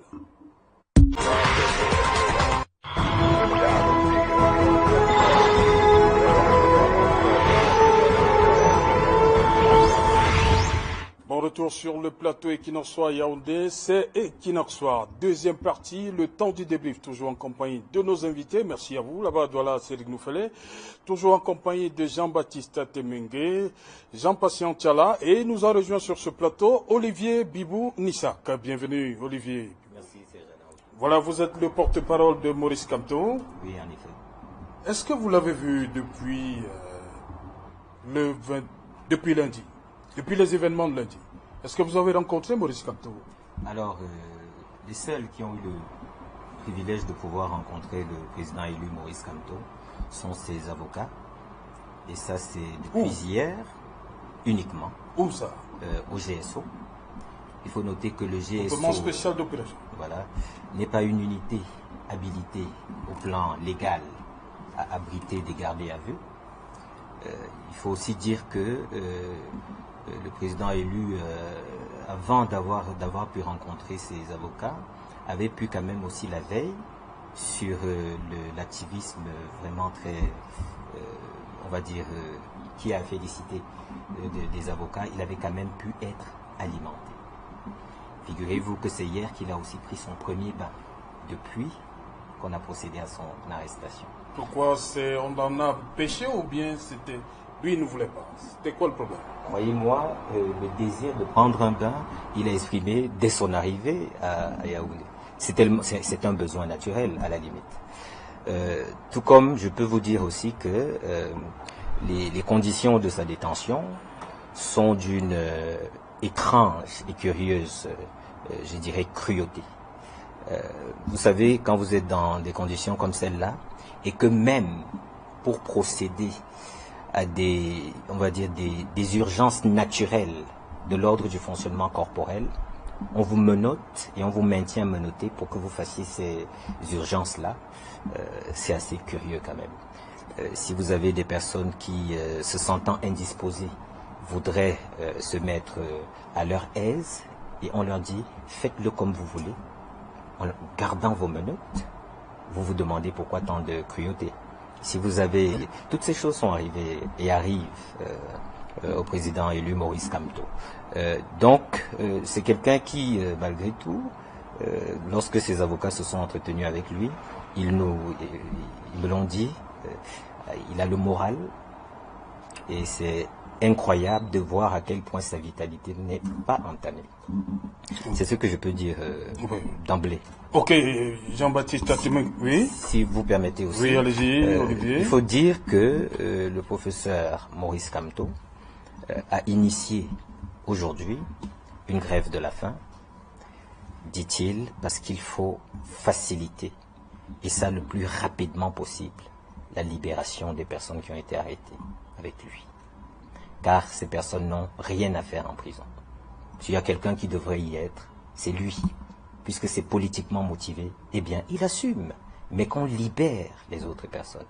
Il a engagé une grève de la faim et il entend la tenir jusqu'à ce que ces personnes aient été libérées. Dans la foulée, au niveau du GSO où il est détenu, il a été suivi par certains autres prisonniers, et la tendance est à la généralisation. Dans la grève de la faim. Oui. Il faut aussi dire que Valsero est curieusement réentendu ce soir au moment où nous parlons des auditions nocturnes, dont on n'explique pas trop le fondement. Il faut dire que désormais un troisième avocat a fait l'objet d'une arrestation à Bafang, à la PJ. Il était venu assister 3 personnes qui étaient en détresse juridique, et une fois qu'il s'est rendu à la PJ, il a été arrêté. Et donc le nombre d'avocats désormais concernés par ces arrestations absolument inexplicables est monté à 3 désormais. C'est des dernières actualités. Okay. S'il faut faire un point de la situation, il faut aussi dire peut-être que dans le cadre de la détention qui est la sienne, le président élu a à ses côtés, enfin dans le même espace, le professeur Alain Fogué, parce que quand il s'agit du conseiller à la présidence Christian Pendaï Koka, c'est plutôt au CED qu'il est détenu. Donc, dans son cas, Alain Fogué au GSO. Il est au GSO. Avec Maurice Kamto, voilà, et Christian Pendaï Koka au CED. Voilà. Et Albert Zongan. Albert Zongan est au GSO. Au GSO. Lui aussi, il est au GSO. Donc, vous avez par exemple... Célestin Djamène. Célestin Djamène, il me semble qu'il est au CED. Je ne voudrais pas dire de bêtises. Il faudra que je vérifie sur les informations qui m'ont été données. Je ne voudrais pas trop m'avancer là-dessus. Okay. Mais je voudrais aussi, parce que j'évoquais le cas du conseiller Christian Pendaï Koka, dire que il est détenu dans une prison secondaire. On va en prison lorsque, au niveau au moins des auditions, on les a bouclés. Et donc, les faits sur lesquels vous avez été entendu peuvent apparaître à l'appréciation des juges au terme de leur ou information judiciaire ou simplement enquête ou instruction, peuvent apparaître suffisamment graves pour être constitutifs des faits qui vous sont reprochés. Alors à ce moment-là, il est délivré un mandat de détention et vous arrivez à la case prison. Des gardés à vue sont en général mis sous main des forces de l'ordre dans des unités appropriées. C'est le cas des commissariats, notamment les commissariats centraux, par exemple la direction de la police judiciaire, entre autres. Okay. Sur ces 2 cas-là, il s'agit de violation. Enfin, sur ces cas, il s'agit de violation grossière. Tout comme pour Maurice Kamto, il n'a pas été notifié d'aucun mandat d'arrêt que ce soit. Attention, c'est très grave. Oui. Il n'a été notifié d'aucun mandat d'arrêt que ce soit, dont il a été arrêté sur la base d'un mandat d'arrêt inexistant. Et il n'a été notifié d'aucun bon de garde à vue. Et pourtant, il est gardé à vue. La conclusion, c'est que ces arrestations sont politiques. Et que ceux qui les ont conduits aient le courage de l'assumer. C'est aussi simple que ça. Ok, Jean-Baptiste Atimeng, vous venez de suivre Olivier Bibou-Nissak, le porte-parole de Maurice Kamto. Il évoque les conditions de détention de Maurice Kamto et surtout, il nous apporte l'information selon laquelle Maurice Kamto a entamé une grève de la faim. Comment vous réagissez face à tout ça? Non, sur les questions de procédure, je suis toujours étonné que les gens aient à la lettre la loi et les procédures après avoir commis des délits après avoir délibérément entré dans l'illégalité, avec des actions qui leur sont reprochées aujourd'hui. Deuxièmement, j'espère qu'il s'agit du président élu à la tête du MRC par ses militants, parce que je crois qu'à un moment donné, il faut cesser de s'embourber. Il ne faut pas prendre des Camerounais pour des cons. Quelqu'un ne peut pas être élu président de la République avec 13% des suffrages. Bon, et si vous dites président élu, vous n'avez pas dit président de la République, mais il faut toujours président du MRC élu. Ce n'est pas un président de la République. Ce que j'ai dit tout à l'heure, c'est le fond du problème. Et cette imposture, ça va durer, ça va... je ne sais pas si mentalement vous-même vous la supportez. Ne pensez que vous avez entre vos mains un président élu et qui fait tout ce qu'il fait là. Et pour ce qui est des procédures, je pense que c'est l'État qui doit faire son travail. Nous, c'est l'État qui nous garantit, comme j'ai dit tout à l'heure, qui nous garantit à nous tous nos libertés fondamentales. Nous avons les mêmes droits et nos libertés s'arrêtent là où commence celles des autres. Donc, dans ce cadre-là, c'est l'État qui assume. Vous avez entendu tout à l'heure que le préfet d'Umfundi a interdit toute manifestation à Yaoundé au regard de la tournure que ça prend. C'est ce que je disais tout à l'heure avant l'émission. À partir du moment où certains pensent qu'ils peuvent exprimer leurs opinions quand ils veulent, comme ils veulent manifester, il n'y a pas de raison qu'aucun autre Camerounais ne le fasse pas. Et donc, la décision du préfet, elle tombe à pic. Ça veut dire que désormais, dans l'Umfundi, j'espère que d'autres préfets, y compris associés civils, MRC, RDPC, si les militants veulent s'affronter par leurs opinions. Donc ça n'a rien à voir avec la pression populaire qui a eu derrière cette sortie là. La pression est la suivante. La pression, ce n'est pas un problème de pression populaire. Oui. À partir du moment où certains Camerounais, qui ne sont pas au-dessus des autres, décident de sortir du cadre légal et de faire ce qu'ils veulent, si d'autres Camerounais font la même chose, vous imaginez ce qui va arriver. Bordel. Et c'est ce qu'on a toujours dit au MRC, au professeur qui est un professeur de droit public, qui a été ministre. J'ai entendu Jean Patiente l'a dit, non, le docteur dit tout à l'heure, il faut dire que il faut laisser un peu d'espace de liberté. Mais M. Kamto a été ministre de cette République, il a été grand avocat, il a eu beaucoup d'argent, il a eu des honneurs. Donc il n'est pas celui-là vraiment qui est le plus frustré dans ce pays. Et je ne pense pas qu'il soit le mieux placé pour porter la parole de ces malheureux Camerounais que nous sommes, qui souffrons tous les jours pour vivre avec des familles qui n'arrivent pas à se soigner, les routes et tout ce que nous réclamons à l'État. Tout cela se fait progressivement. C'est le souci majeur qui doit même préoccuper les gens. Et tout ce qui se passe aujourd'hui, vous pensez que la priorité même, après, avec tous ces débats, c'est tout ce que Jean Patient a cité tout à l'heure. On est loin de là. On est loin de là. Comment chercher les solutions pour améliorer l'épanouissement des Camerounais? On est très loin de là. Et ce n'est pas la manifestation publique à laquelle les gens s'accrochent comme le principal droit fondamental qui va régler tout ça. Les Chinois n'émergent pas parce qu'ils ont trop manifesté en route. Les Sud-Coréens ne sont pas là où ils sont parce qu'ils ont trop manifesté en route. Il ne faut pas faire croire aux Camerounais que dès qu'on aura le droit ou le non-droit de faire les manifestations publiques, vous aurez l'eau, vous aurez l'électricité. Tout ça, c'est ce que je voulais dire à Jean Patient. Il ne faut pas faire croire ça aux Camerounais. Ce n'est pas parce que les gens vont voir la liberté d'aller manifester à la poste centrale tous les jours qu'ils auront l'eau, l'électricité, les écoles, les ponts, les routes et tout. Jean-Baptiste, je comprends que vous ne voulez pas répondre à ma question. Vous ne voulez pas vous prononcer sur la grève de la faim entamée par Maurice Kamto et sur les conditions. Je vous ai posé la question. La grève de la faim, c'est son droit. C'est son droit. Okay, ouais, alors, maintenant, il est pris dans son propre piège.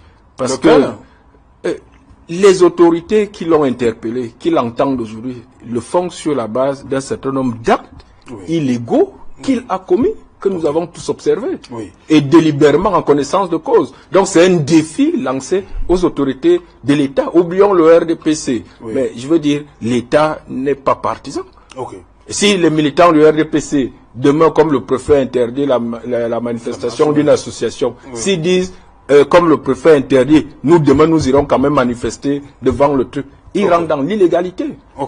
On va revenir sur un problème évoqué en première partie tout à l'heure. Bibou Nissak est là, il va répondre. Jean Patient Tchala, sur la démarche du professeur Maurice Kamto, grève de la faim, c'est payant?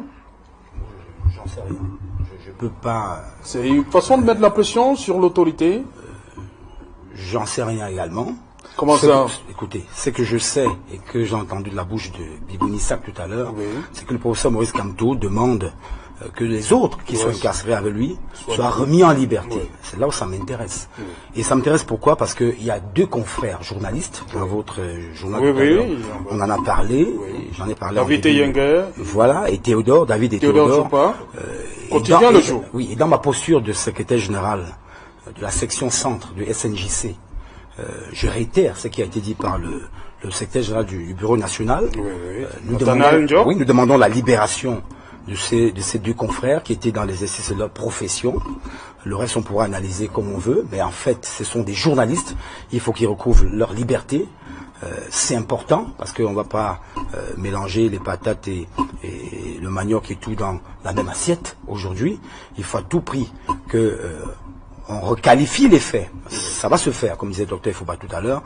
On requalifie les faits parce que les journalistes en question ne peuvent pas être comptables d'hostilité, par exemple, à l'État ou à la République. Ils étaient en train de travailler, il faut qu'ils recouvrent leur liberté. Leurs conditions de détention. Aujourd'hui, par exemple, nous avons eu de la peine à les rencontrer. D'ailleurs, on n'a pas pu. Nous sommes déplacés au niveau du GSO. Je parle là sous le contrôle du président régional du SNJC. Et il n'y a que maître Emmanuel Sim, qui est du MRC, qui a pu accéder à la salle. Il était d'ailleurs le seul à pouvoir entrer là-bas, qui les a rencontrés et qui est revenu nous faire le point. Mais ils veulent juste recouvrer leur liberté parce qu'ils étaient en train de travailler. Je réitère ça ici, c'est important, que la justice et les autorités, on ne va pas influencer le travail de la justice, mais au moins on va interpeller tous les acteurs concernés par la chaîne judiciaire et même la chaîne politique de se délester de ce poids des 2 journalistes qui sont incarcérés. Ça ne servira à rien d'avoir des journalistes incarcérés. Maintenant, vous me posez des questions. Permettez, Jean Patient, que je prenne l'avis de Jean-Baptiste Atemingue là-dessus. Des journalistes qui ont été embarqués, voilà, ils se retrouvent à Yaoundé. Oui, mais je pense, dans cette affaire. Je pense très humblement que lors d'une telle opération, les forces de police interpellent tout le monde et vont faire le tri. Et ce tri, on le fait après audition. Et avec tous les éléments, si des journalistes... Mais David Yenger a été auditionné hier, aujourd'hui Théodore Chopin, mais ils sont toujours là. Non mais ils vont être libérés s'ils étaient là dans le cadre de leur travail, donc il n'y a pas de souci. Mais je veux dire qu'il ne suffit pas de crier au moment où on les arrête pour qu'on les libère, il y a des procédures. Une fois qu'ils sont interpellés, on les identifie, on les éditionne et on établit que c'était des journalistes qui étaient là pour travailler et on les libère. Donc, mais ce n'est pas... Non, il faut qu'ils soient libérés. Ils le seront. Non, il faut qu'ils soient libérés. C'est ça qui nous intéresse, nous, au niveau de la... Vous continuez dans Jean Patient. S'ils étaient là pour faire le travail, ils seront libérés. Non, d'accord. Il faut qu'ils soient libérés dans des délais assez courts parce qu'il ne faut pas bon pour le Cameroun d'avoir des journalistes incarcérés. Donc, ça rejoint un peu ce que Bibou nous a relevé tout à l'heure. On n'avait pas ces informations, on les a, mais... on n'a pas beaucoup progressé, je l'ai dit. Au niveau des procédures, effectivement, ça va se jouer mano à mano entre les différents acteurs, comme le disait tout à l'heure Jean-Baptiste, qui, je suis d'accord avec lui, étonné qu'au départ, quand vous menez une action, vous n'êtes pas au courant des textes et autres, mais quand on vous prend sur le fait, vous évoquez maintenant, vous êtes dans les couloirs juridiques les plus incommensurables, que même les Camerounais les plus moyens ne maîtrisaient pas. Mais sur le volet politique, c'est également là où ça se joue. Et le professeur Kamto a écouté ce qui a été dit tout à l'heure, le sait et l'a compris. C'est ce que je disais au docteur Fouba tout à l'heure, que l'universitaire, oui, mais il y a l'homme politique. Il y a l'acteur politique qui connaît ce qu'on appelle la stratégie. Même le choix d'usiter aujourd'hui une grève de la faim, c'est pas fortuit, c'est pas le hasard. Il y a derrière un objectif à atteindre. Et il a été évoqué, qu'on libère les autres, qu'on fasse partie des autres. Donc, on fait rien pour rien. Maintenant, comment tout cela va être encadré par le pouvoir central de Yaoundé? C'est là où tout se joue. Parce que quand on essaye de mettre quelqu'un au CED, l'autre au GSO, l'autre à la PJ, c'est qu'on ne veut pas que tous ces gens soient au même endroit. Et c'est normal. En matière de renseignement, d'audition et tout, on ne peut pas vous mettre au même endroit forcément.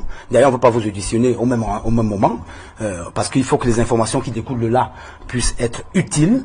Mais maintenant, l'utilité de ces informations, est-ce que ce sera classé dans la logique de la politique ou uniquement dans la logique du traitement judiciaire tel qu'on le connaît? C'est-à-dire que vous êtes auteur d'actes précis et vous allez rendre compte de ces actes-là. Maintenant, sur le plan politique, on parlait d'interprétation en première partie de cette émission. Est-ce que le juge va rester dans l'interprétation politique ou bien va rester dans celle de la qualification des faits. Ça, c'est important à savoir et à dire. Et nous pensons simplement que il faut que la justice, je le répète, fasse son travail. J'ai dit que j'allais continuer à parler de lucidité, de façon lucide, et que tous les acteurs, que ce soit Bibou du MRC ou Atemeng de RDPC, que nous soyons lucides, parce qu'il n'est pas question que ces pays sombrent.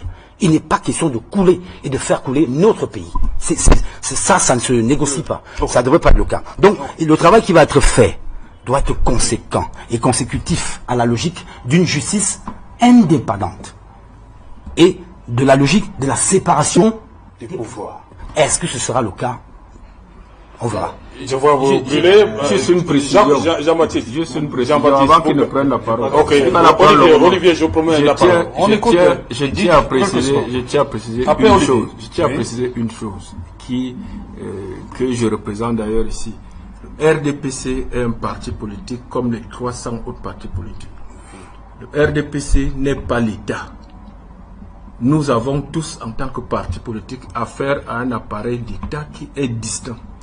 Et c'est exactement quand nous copions ce qui se passe ailleurs, quand les gilets jaunes défilent à Paris, il y a une différence entre le parti d'Emmanuel Macron et Macron, chef de l'État. Il y a du travail pour faire cette il y a beaucoup de boulot pour convaincre et les policiers français, les juges français qui jugent les casseurs de ces marches ne sont pas du parti de Macron, c'est l'État. Le préfet de police de Paris n'appartient à aucun parti politique. Il applique strictement la loi. C'est à quoi nous aspirons ici. On aspire. Alors, celui qui veut faire mieux que nous, qui aspire justement au pouvoir, qui veut faire mieux que nous, ne peut pas nous faire reculer jusqu'au Moyen-Âge, où il veut confondre, parce que c'est lui qui projette, pour justifier ses actes, qui projette toute cette confiance, le RDPC, le parti qui est parti politique, une association, l'État, les fonctionnaires, les juges, c'est eux qui projettent ça pour justifier tout ce qu'ils font dans l'illégalité. Mais on aspire et nous devons travailler tous à cette distinction. Moi, je ne me sens pas sous-préfet, je ne me sens pas officier de police judiciaire. D'ailleurs, ils m'interpellent quand je viole le feu rouge. Je suis du RDPC, c'est mon parti politique. Eux ne sont d'aucun parti politique. Ok, on va donc aborder la question qui semble fâcher, le rapport MRC et ce qui s'est passé dans les ambassades. D'abord, Olivier Ibonissa, vous voulez intervenir? Oui. Donc on entre dans ce... J'ai vu que Jean-Baptiste Nvuna Atemengue nous donnait des leçons. J'ai vu qu'avec un ton particulièrement pédant et une autre cudence à nul autre pareil, il se croyait obligé de nous dire ce que nous avions à faire. Je lui dis qu'en termes d'objecteurs de conscience, nous avons ce qu'il nous faut. Et nous nous passerons de ces conseils, qui par ailleurs sont des conseils de mauvaise foi. Je me permets de le dire. Parce que c'est bien d'être bien sur soi, d'avoir une certaine facilité de langage, de dire nous sommes des malheureux Camerounais, alors qu'il n'en est rien. C'est bien de personnaliser le débat comme ça, de tromper l'opinion, de jeter dans l'opinion un pavé qui vise à troubler la mare pour que l'opinion perde son sens de la perception juste des faits. Parce que, au fond, c'est de ça dont nous parlons. Vous voyez, les faits. Les faits, c'est que vous avez des allégations, vous prétendez des choses, et vous brandissez les faits qui corroborent vos allégations. Vous ne faites pas de discours vaseux, creux, qui ne se fondent sur aucun fait. Et par exemple, quand vous êtes sur un plateau, vous pouvez répondre aux questions qu'on vous pose. Ça aussi, même au plan de la courtoisie, c'est une chose qui est tout à fait appréciable. Cependant, moi, je ne me permettrai pas de lui faire de leçons, de lui en donner ou encore de lui en prodiguer sous le prisme ou de la chapelle qu'il incarne ou quoi que ce soit. Pour une raison toute simple. Parce que ce n'est pas pour les mêmes raisons que celles pour lesquelles je lui dénie de nous en faire des leçons. C'est que si le renouveau, si le RDPC, si ce régime illégitime qui nous oppresse depuis 37 ans était un élève, puisque je parle de leçons, ce serait un élève médiocre. Parce que ça fait 37 ans de répétition continue d'échecs. Ça fait 37 ans, avec des Camerounais qui lui parlent à ce régime. Des Camerounais qui souvent généreusement lui font des propositions. Des Camerounais qui généreusement viennent lui prêter main forte. Par exemple, dans ce pays, il fut un temps où on devenait ministre parce qu'il s'agissait de sauvegarder la patrie dans la défense, par exemple, du territoire qui menaçait d'être ou morcelé ou arraché. Il y avait de la gloire, il y avait du mérite à être un ministre parce qu'on servait l'État. Aujourd'hui, ce que c'est devenu d'être un ministre, c'est que vous ayez le mérite d'être, excusez-moi l'expression, un menteur qui fait de la prestidigitation langagière ou qui fait de l'auto-bashing, de l'autodétestation et qui érige par exemple sa propre communauté en modèle détestable. Et donc là, pour être récompensé, on fait de vous un ministre. Nous sommes tombés bien bas. Si certains turiféraires de ce régime illégitime m'écoutent, je les inviterai à écrire un ouvrage qui s'appelle « De l'excellence à la médiocrité ». Parce que c'est ce qui caractérise le parcours du Cameroun sur 37 ans. Nous sommes passés d'une certaine excellence camerounaise à la médiocrité. Et donc je suis totalement ahuri. Mais vraiment, parce que quand j'écoute la leçon qui était donnée tout à l'heure, on a l'impression que celui qui l'a donnée était donc un expert sur les questions d'épanouissement du pays, sur les questions liées au développement du pays. N'oublions pas, parce qu'on veut fausser le débat, ce dont nous parlons est très simple. Le président élu, Maurice Kamto, a initié un plan national de résistance. Il l'a fondé sur 3 piliers qu'il a publiés et rendus, mis à la disposition de l'opinion publique nationale et internationale. Ces 3 piliers sont la constitutionnalité, la légalité et le pacifisme, c'est-à-dire les actions non violentes. Il m'a mandaté et commis personnellement à maintes reprises pour que je le rappelle en toutes circonstances publiques, voire privées. Et je l'ai fait, je m'en suis acquitté. Les preuves de cet engagement pacifiste, constitutionnaliste et légaliste de Maurice Kamto existent. Et lorsque nous ramenons cette affaire à sa véritable proportion, nous la ramenons à la question d'une manifestation publique qui a été conduite sur le territoire camerounais. Il n'y a pas eu mort d'homme, il n'y a pas eu de braquage, il n'y a pas eu de casse. Et en l'occurrence, les seules victimes à la suite de ces marches pacifiques sont des simples marcheurs qui marchaient à main nue et qui de surcroît sont des civils. Et dans ce cas, on ne tire pas sur ces gens. Que ce soit avec des balles métalliques ou des balles de quelque autre nature que ce soit, on ne tire pas sur ces gens à balles réelles, parce que c'est ça des balles réelles, peu importe qu'elles soient métalliques ou d'une autre nature. On ne le fait pas, parce que la loi, précisément, ne dispose pas ainsi. Donc quand on veut donner des leçons sur la légalité, il faut au moins qu'on s'assure qu'on sait à quoi ça renvoie, et qu'au plan personnel, quand on a par exemple justement la responsabilité d'être en position de décider au plan public, eh bien on s'assure que, mais alors méticuleusement, la loi est respectée. Je dis donc à M. Jean-Baptiste Amvouna Temengue, je cite son nom, mais c'est pas personnel, ok, parce qu'il représente, je crois, il est venu sous la chapelle du RDPC. Je lui dis donc, soyez le bienvenu dans la République, la vraie. Parce que dans la République, c'est le règne des lois. Et au-dessus des lois, c'est le règne de la Constitution. Et que les Camerounais, en se couchant ce soir, sachent une chose. Si vous manifestez librement sur la voie publique, c'est un droit constitutionnel garanti que vous êtes en train d'exercer. Qu'aucune autorité arbitraire ou dictatoriale ne vous fasse oublier cette vérité basique et ordinaire. Si, d'aventure, vous choisissez, parce que c'est votre liberté, dans le désir de manifester pacifiquement, si vous choisissez de recourir aux dispositions légales et réglementaires, alors vous procéderez à une déclaration. L'effet de la déclaration, le premier effet attendu d'une déclaration dans l'esprit de la loi, c'est lequel? C'est que l'autorité en charge du maintien de l'ordre prendra ses dispositions pour maintenir l'ordre. C'est pour cela que, idéalement, il serait bien que vous indiquiez quel est l'itinéraire, quel est le motif de votre marche, quel est peut-être aussi son mode. Parce que vous avez des marches qui sont annoncées pacifiques et non violentes, et des gens s'asseyent dans un coin et décident qu'elles ne le seront pas. Et ils les décident de façon arbitraire. Et c'est ça que nous devons ici mettre en débat. La facilité pour le membre d'un gouvernement, je dis bien par ailleurs illégitime, la facilité pour le membre d'un gouvernement de prendre publiquement la parole et dans le cadre d'une affaire où il y a à la limite des infractions qui ont été commises, de préqualifier les infractions avant que les faits n'aient été investigués.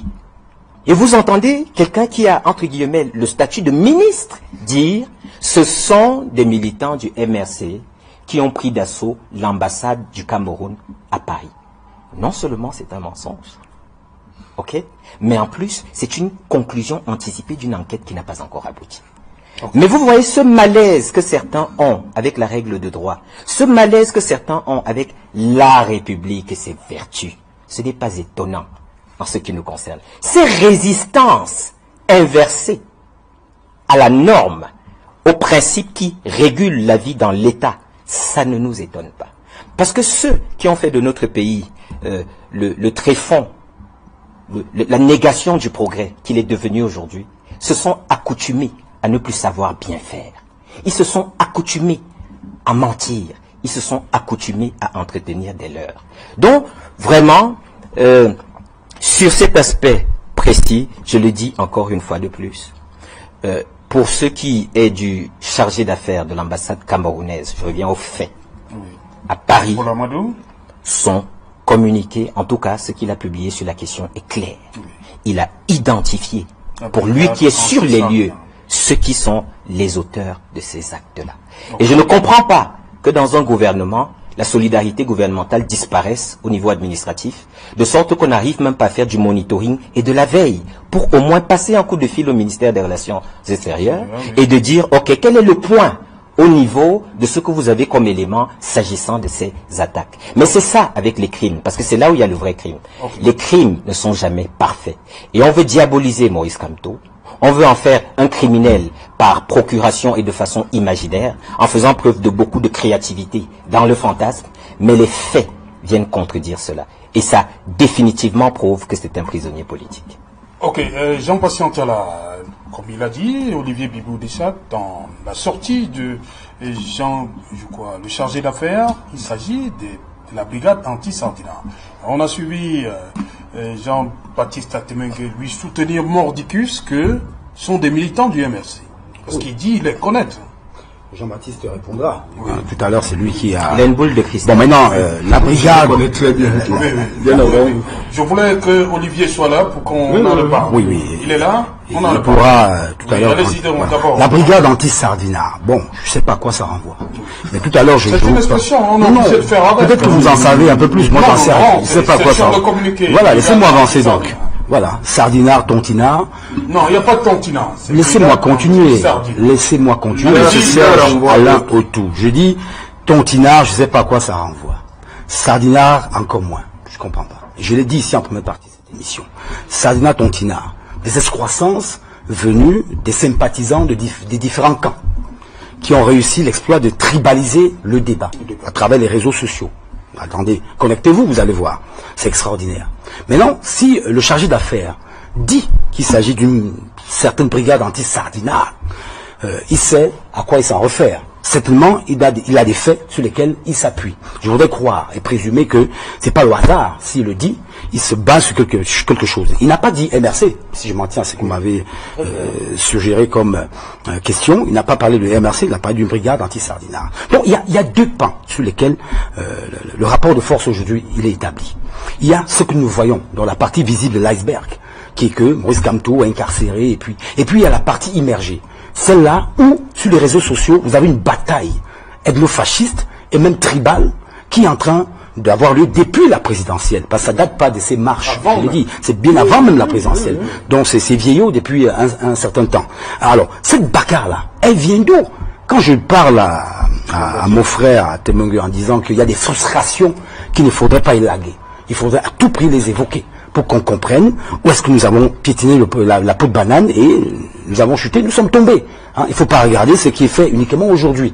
Donc, à partir de là, qu'est-ce qui peut pousser les Camerounais aujourd'hui à se déployer sur les réseaux sociaux? Il y a des noms que je ne vais pas citer. Il y a des confrères, anciens confrères, ex-confrères qui travaillent au Cameroun, qui aujourd'hui agissent sur la toile d'une manière assez extraordinaire. Je ne vais pas juger ce qu'ils font, mais je pense qu'ils ont contribué à drainer ce débat que j'estime mauvais pour la santé du Cameroun. Voilà, parler de Sardina, Tontina, franchement, moi, je ne me reconnais dans rien du tout dans cette affaire. En tant que Camerounais, au-delà de ma casquette de journaliste. Donc, c'est un mauvais débat. Maintenant, si le chargé d'affaires, lui qui est représentant d'une institution, où je crois qu'il n'y a pas d'ambassadeur là-bas à Paris.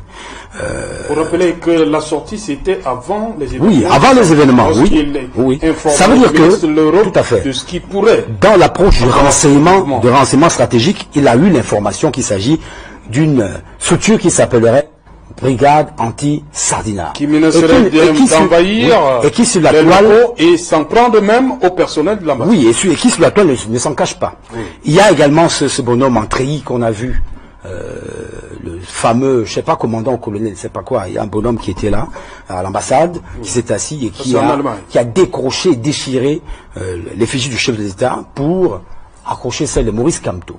Alors c'est là où je voudrais interpeller mon frère ami Bibounissak, parce qu'il y a quand même des curiosités. On évoquait la date, pourquoi tout cela de façon synchronisée se déroule le 26, et aujourd'hui ça pose problème au MRC qui dit officiellement je ne suis pas comptable de cette situation. Pourquoi on a des individus qui peuvent décrocher, ils ont cette liberté aussi, hein, je nuance aussi un peu, de décrocher l'effigie du chef de l'État et de poser celle de quelqu'un d'autre, ils en ont cette liberté, mais je dis encore, c'est la manière qui fait problème. Les vidéos qui sont diffusées et qui démontrent la sauvagerie de l'acte posé au sein de l'ambassade du Cameroun à Paris. Alors, cette ambassade, je vous ai dit au départ que sur le plan de ça, on a acheté le terrain, on est propriétaire de cet endroit-là, mais comment se fait-il que le garage ne puisse pas bien se fermer et que la porte qui est à l'intérieur du garage ne se ferme pas? Ça, c'est également un autre problème de gouvernance sur la gestion de nos représentations diplomatiques. Et ça date, hein? Oui, ça date. Ça date. C'est une situation. Oui, c'est depuis. C'est une situation très grave. Oui. La porte du bureau de l'ambassadeur. Est-ce qu'on doit y accéder n'importe comment? C'est-à-dire, est-ce qu'on doit la casser, la brutaliser et y entrer facilement? C'est des questions qu'on se pose quand il faut revenir sur la sécurisation de nos représentations diplomatiques. Donc, au-delà de la question de politique politicienne, il n'y a que les Camerounais se posent, et nous autres, on se pose bien de questions sur la gestion qui est faite de ces espaces qui appartiennent à l'État du Cameroun. Maintenant, comment est-ce que le MRC va faire pour nous expliquer, j'ai dit la date, ces effigies déchirées, et puis ces gens, quand ils vont manifester, qui scandent, notre président c'est Maurice Kamto, ce sera un peu difficile pour le MRC. Mais, sur le plan du droit, logiquement, il est normal si vous pondez un communiqué dans lequel vous vous dédouanez en disant « Non, nous ne sommes pas responsables de ce qui s'est passé à Paris ». Il faut en tenir compte, M. Atemoga. Il faut en tenir compte. Il faut en tenir compte. Vous voyez ? Et dès qu'on en tient compte, on requalifie un peu la façon de procéder pour établir les responsabilités. Et non tout de go d'accuser les uns les autres. Ça ne vous concerne pas uniquement, je ne parle pas de vous. C'est-à-dire que vraiment, désolé que vous soyez là, mais c'est pas de vous que je parle. Je dis, tous les camps sont coupables, à mon avis. Tous les camps sont coupables. Chacun a sa responsabilité sur ce qui se passe aujourd'hui au Cameroun. Et chacun doit assumer sa responsabilité. Le MRC doit assumer sa responsabilité. Parce qu'en engageant des marches qu'ils ont qualifiées de marches blanches, pacifiques, selon leur stratégie, il fallait s'attendre. Oui, tout à fait. Il fallait s'attendre. Attendez, il fallait s'attendre à ce que, effectivement, il y ait une riposte qui puisse être judiciaire ou bien je sais pas quoi. Et je pense qu'ils étaient préparés peut-être à cela. Donc chacun assume. Maintenant, chacun peut commettre des erreurs. Ça dit que le MRC, dans sa marche, peut se tromper. Tout comme ceux qui sont en face du MRC peuvent également se tromper. Tout le monde peut se tromper. Mais au niveau de l'ambassade de France, en fait les ambassades en Occident, on ne doit pas se tromper. On doit savoir qui a fait ça. On nous a parlé de nos frères qui seraient sans papier. On nous a dit qu'il y en a qui sont titulaires des nationalités allemandes et françaises, qui sont entrés là et qui ont agi, qui ont peut-être même oublié qu'avec cette nationalité, ça pouvait également leur poser problème avec leur pays d'accueil, la France ou l'Allemagne, avec l'acte posé. Il y a d'autres Camerounais qui sont de la Reliance, qui ont regardé faire, mais qui se plaignent de cette situation. Serge Alain, s'il vous plaît, avec votre permission, je vous en prie. Oui, merci. Okay, c'est un retour d'ascenseur. Oui, allez-y, parce que je crois qu'il ne me le je voudrais que Jean-Baptiste reprécise tout ce qu'il a dit en première partie. Vous n'étiez pas là. D'accord. Pour que vous puissiez rebondir. C'est vrai, à titre personnel, j'ai humblement fait quelques petites études de droit. Oui. Cela ne me confère pas pour autant la capacité de juger. ou de me comporter en juge. Je ne ferai donc pas de justice de comptoir. Okay. Tout comme je n'aurais pas... bon, c'est pas un reproche que je fais à Jean Patient.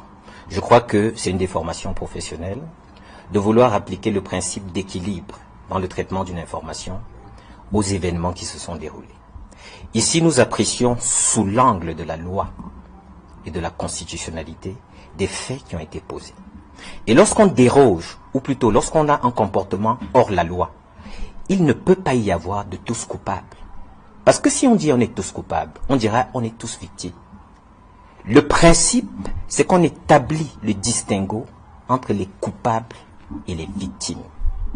En l'occurrence, ceux qui ont exercé un droit garanti par la Constitution de façon pacifique, paisible, sur l'ensemble du territoire national, obéissant au mot d'ordre de Maurice Kamto, en l'occurrence, ceux-là ont été les victimes d'une répression barbare, condamnée par la loi.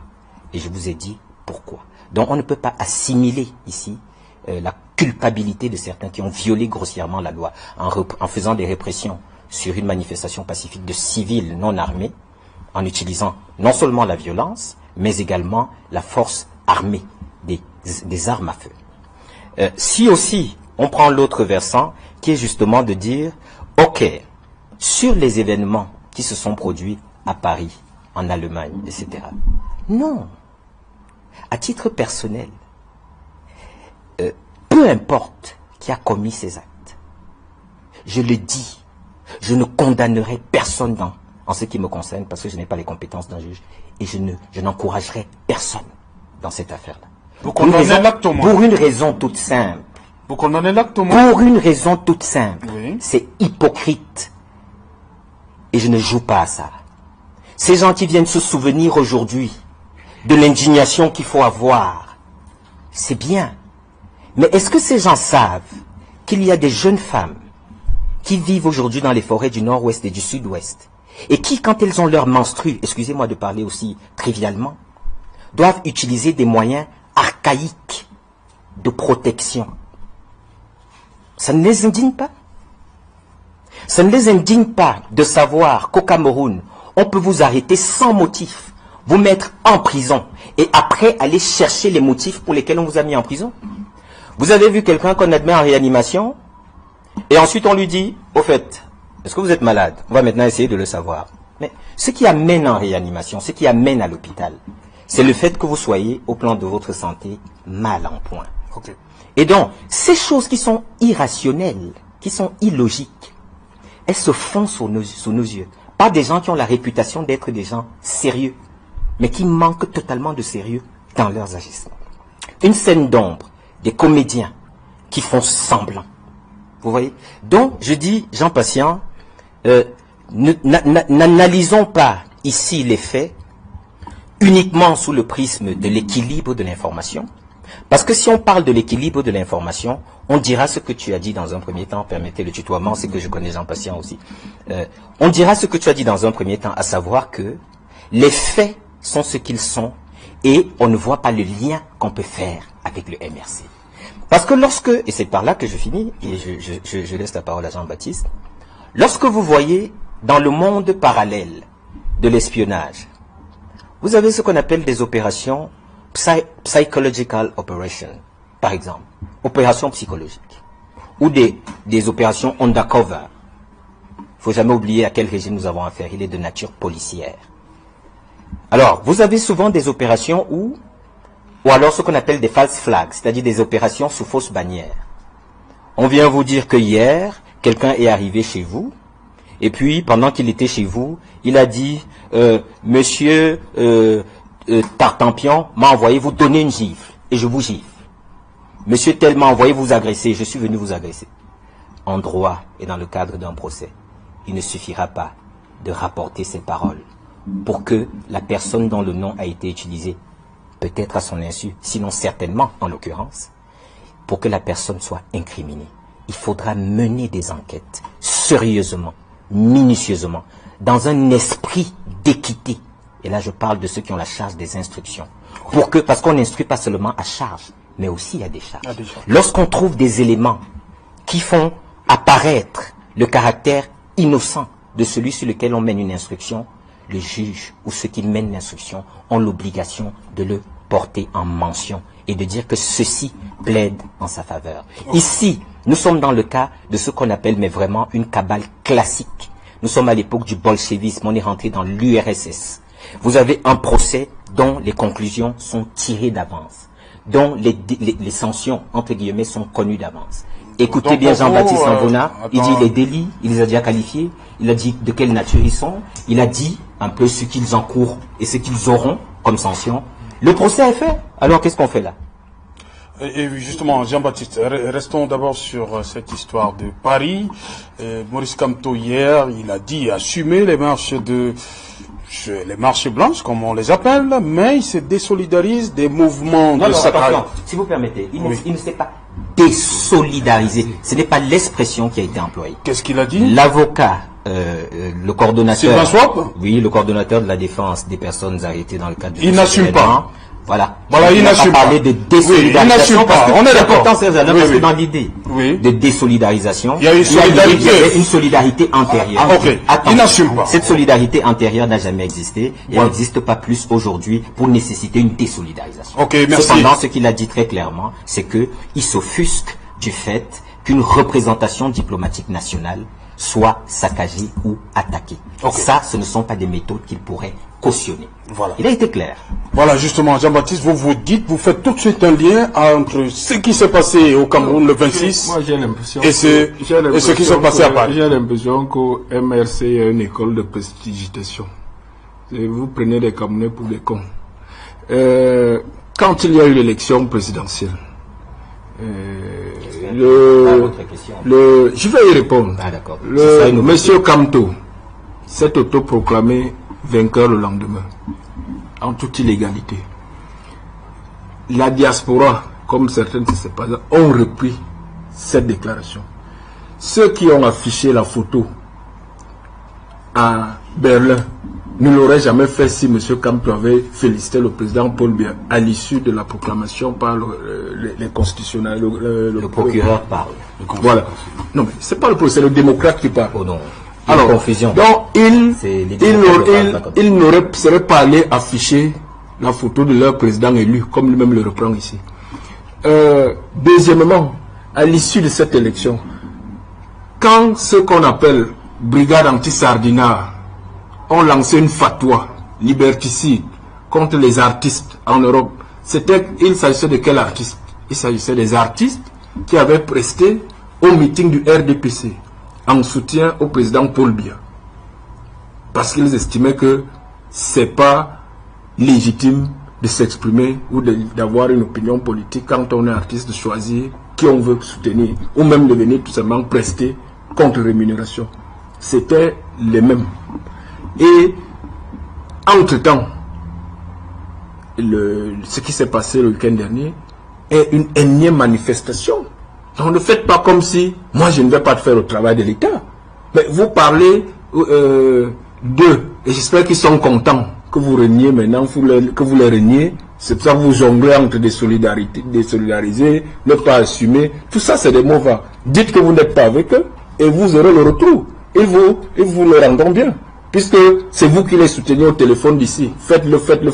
Pendant la campagne des présidentielles et après la campagne, soutenez, organisez la résistance. Il s'agit de quelle résistance? Ce sont vos résistants en Europe. Si je sais bien, si moi je suis les meetings. Les meetings, c'est pas le droit. Moi, je suis un politique. J'ai été responsable de la section RDPC France. Donc, ce sont des gens que je connais. Je suis ce qu'ils disent. Je suis leur réunion. Donc, maintenant, vous parlez du juridisme. Ils n'ont pas... Alors, les juges vont faire leur travail. Mais moi, je parle de mon opinion politique. Moi, je parle de mon opinion politique. En toute démocratie, est-ce que Jean-Baptiste me permet? Tu as parlé pendant... C'est pour ça que je demande humblement, Jean-Baptiste. Ok?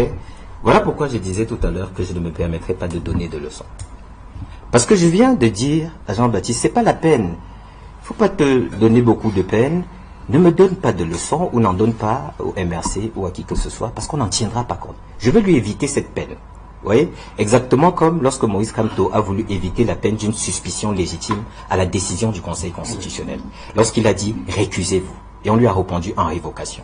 Alors je veux lui éviter cette peine, mais qu'est-ce qu'il fait? il s'enfonce. Mais je ne peux Et pas le Cameroun. il répète en disant, faites ci, faites ça, faites ci, faites ça. Mais je lui dis à chaque fois, c'est pas la peine. Il faut orienter son énergie à répondre à la question, par exemple, qui est posée. Parce que ce verbiage ne nous émouvra pas. Ce verbiage s'adresse aux Camerounais, pas vous. Je sais que vous êtes embourbé dans votre affaire. C'est peut-être la honte du défaite électoral qui vous plombe comme ça. Mais à un moment, il faut vous ressaisir. Pas du tout. Parce que la République ne vous appartient pas. Et tous les citoyens qui vous observent, tous les Camerounais qui vous observent, franchement, à un moment, même si elle appartient à qui, la République? Vous dites qu'elle nous appartient. Elle nous appartient tous. Oh, elle n'appartient pas qu'à vous. Oh, d'accord. Donc, elle vous appartient. Elle nous appartient tous. Je dis tous les Camerounais, de tous les partis politiques. De tous les partis politiques. Est-ce que le SDF n'est pas un parti politique? Il a des militants. L'UNDP a un militant. Le MP a un militant. Tous ces partis, le MDR a des militants. Il y a même des citoyens camerounais qui ne sont pas militants. Vous leur voulez vraiment beaucoup de bien à l'opposition camerounaise. Nous leur voulons beaucoup plus de bien que vous. Parce que ce que vous êtes en train de s'aimer au Cameroun, ce que vous êtes en train de s'aimer au Cameroun est franchement antipatriotique et contre la patrie. Pour ce que ce pays a comme valeur dans ses fondations, vous êtes en train de le détruire. On pourrait vous croire. Par votre tétudesse. Comme vous dites que vous n'écoutez pas les conseils, allez-y. C'est aussi votre droit. Je le suis tout à fait. Alors, deuxièmement, l'autre précision que je voulais faire. Jean Patience, il veut l'équilibrisme ici. Concerne qui? Le RDPC n'est pas un parti hors la loi. Le RDPC n'a commis aucun acte. Nous ne sommes pas, il n'y a pas d'équilibre RDPC, MRC. Le MRC est un parti comme nous. Ils répondent de leurs actes devant l'État. C'est pas nous. C'est pas nous. Le jour où le RDPC, un militant du RDPC va détruire une ambassade, ou va faire une marche non autorisée, ou va casser quelque chose, si c'était dans le cadre d'une manifestation du RDPC, en tant qu'organisation, ils répondront. Mais les militants du RDPC qui commettent des délits de droit commun, ils répondent, comme tous citoyens. Et en tant qu'organisation, le RDPC est républicain, légaliste, et même plus loin. Quand on va au niveau politique, ce n'est pas nous, quand vous entendez Sardinard et tout ça, c'est pas nous qui sémons cette haine, cette intolérance. C'est pas nous, c'est le MRC. C'est pas nous. Au RDPC, ce genre de concept, cette pratique politique ne peut pas avoir lieu. C'est pour ça que le président Paul Biya a rassemblé les Camerounais du nord au sud, de l'est à l'ouest, majoritairement. Majoritairement, très largement. Et parce qu'on a l'impression que ces 13% concentrés dans le centre, le littoral et l'ouest, c'est eux qui font tout le Cameroun. Le Cameroun, c'est 10 régions avec plus de 200 ethnies. Donc une petite poignée ne peut pas s'aimer ces désordres. Donc les autres, une poignée de militants du MRC, je ne sais pas de quelle ethnie ils sont. Mais je ne fais pas. Mais c'est vous qui s'aimez, c'est vous qui s'aimez ces dysanies. C'est vous qui s'aimez ces dysanies ethniques. Et ça se voit. Et ça se voit. Non, je n'emporte pas. C'est une façon de dire. C'est une façon. Non. Les Camerounais, je n'ai même plus besoin d'expliquer aux Camerounais. Nous sommes ici pour discuter. Mais les Camerounais sont assez matures. Si les Camerounais n'étaient pas matures, nous ne les aurions pas enfumés pour avoir 73% de leur suffrage. Au moins vous assumez ça. Alors, ils ont appris le programme, ils ont choisi l'homme qu'il fallait à 60, avec ce pourcentage. Si vous étiez leur meilleur défenseur, si vous étiez aussi républicain, si vous incarniez tant le Cameroun, quand on n'aurait pas eu 13% à l'élection présidentielle. Et c'est ça qui vous gêne et qui vous fait honte. Et c'est pour ça que vous vous embourbez dans l'illégalité. Bon, vous répondez enfin à ma question, Jean-Baptiste Atemengue. Je vous avais prévenu qu'il n'y répondrait pas. Le lien entre le MRC et ce qui s'est passé à Paris. Ce sont leurs militants, moi je les connais personnellement. Je les ai pas. Qui allait demander à Célestin Djamène si je n'ai pas assisté à toutes les réunions. On peut avoir quelques noms. Jean-Baptiste Abouna, je vous prends au mot. Donnez-nous quelques noms. Célestin Djamène, demandez à votre vice-président Célestin Djamène. Si je n'ai pas assisté à toutes les réunions. Donnez quelques noms de ceux que vous connaissez à Paris. Et justement, parce que nous entretenions ces liens, malgré nos différences, il n'y a jamais eu un tel niveau de haine et de division des Camerounais au sein de la diaspora. Et moi, j'allais aux manifestations et je vais vous rappeler en 2009. En 2009, quand le président arriva à Paris, monsieur, le code a déposé une demande d'autorisation à manifester contre le président à Paris. J'ai déposé au même lieu, à la même heure. Nous nous sommes retrouvés. C'est moi qui ai protégé les militants du code pour qu'il n'y ait pas affrontement. Ils étaient 50, nous étions 1200. J'ai demandé à mes militants laisser qu'il manifeste, qu'il s'exprime. Vous êtes un partenaire du Code, vous assumez ça. Je ne suis pas un partenaire du Code, je les condamne, je les combattais, mais de façon républicaine. Et vous les apportiez de l'aide en les combattant. Parce que je ne voulais pas justement qu'on en arrive au niveau de la haine que vous encouragez là maintenant. Voilà, cher monsieur, on va c'est cette haine que vous encouragez que je ne voulais pas. Nous sommes arrivés et de manière exceptionnelle, Douala nous a accordé un peu plus de temps. Madame, monsieur, vous avez pu le constater à la maison, de manière exceptionnelle donc, parce que c'était hyper intéressant, et débat. Un mot pour sortir. Je commence par Jean Passion. Je peux commencer. Oui, allez-y. Je n'ai pas théorisé l'équilibre au niveau de l'espace. Pour ce contentieux, le RBC n'est pas vous voyez, monsieur Atemengue, permettez-moi de parler. Je répète, je n'ai pas théorisé l'équilibre dans le cadre du bras de fer, entre guillemets, entre le MRC et le RDPC, c'est pas ça. J'ai parlé d'équilibre en matière d'accès aux faits et à l'information, dans ma posture de journaliste. Maintenant, en parlant de Sardinard et de Tontinard, je relevais en fait l'équilibre de la terreur qui est en train d'être entretenu sur les réseaux sociaux. C'est ça qui m'inquiète. Sardinard, Tontinard. Nous tous ici, nous savons à quoi ça renvoie. Personne ne peut dire qu'il ne sait pas à quoi ça renvoie. Tout le monde a au moins, peut-être les Camerounais de l'arrière-pays, certains peut-être n'ont pas accès aux réseaux sociaux, bref à Internet, ils ne savent pas de quoi il s'agit. Non, le RDPC n'est pas au courant. Écoutez, mais nous tous ici, non, écoutez, vraiment je gère pas vos affaires de politiciens. Je dis, tout le monde sait de quoi il en retourne, en réalité. Maintenant, comment est-ce que le MRC capitalise cela? Ils ont leur ligne. Comment est-ce que vous le capitalisez au niveau de chacun a sa ligne. Ça ne nous a jamais compris. Non, écoutez, chacun a sa ligne de front. Mais en journaliste et en patriote que je suis, j'estime que c'est un débat de caniveau. Cette histoire de Sardinard, Tontinard, ça ne renvoie à rien quand il s'agit de parler. Mais attendez, je finis. C'est mon dernier propos. C'est mon dernier propos. Et ça fait, écoutez, brigade anti-Sardinard. Vous avez posé la question. C'est un terme très vite sur la lettre du chargé d'affaires. Tout à fait, ça fait partie du débat. Désolé, monsieur Serge. Allons autour. Ça fait partie du débat. Il ne faut pas renvoyer ça.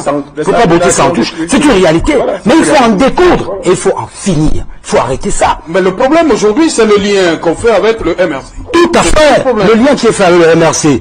Écoutez, c'est facile. Allez sur les réseaux sociaux. Ok. Jean-Baptiste Atemengue, votre mot pour la fin, pour sortir? Non, moi je pense que le contentieux actuel, c'est un contentieux qui concerne uniquement le MRC, M. Kamto et ses sympathisants. Le RDPC n'y est pour rien. Ce n'est pas un duel MRC-RDPC, c'est un procès État contre MRC qui est sorti de la légalité. Pour le reste, je crois que le secrétaire général du comité central a fait un communiqué. Nous soutenons les institutions républicaines, nous sommes légalistes, nous devons lutter tous pour que les Camerounais soient partout. Je le dis depuis le premier jour de la crise du Nord-Est, que chaque Camerounais se sente chez lui partout. Nous devons être garants de ce vivre ensemble.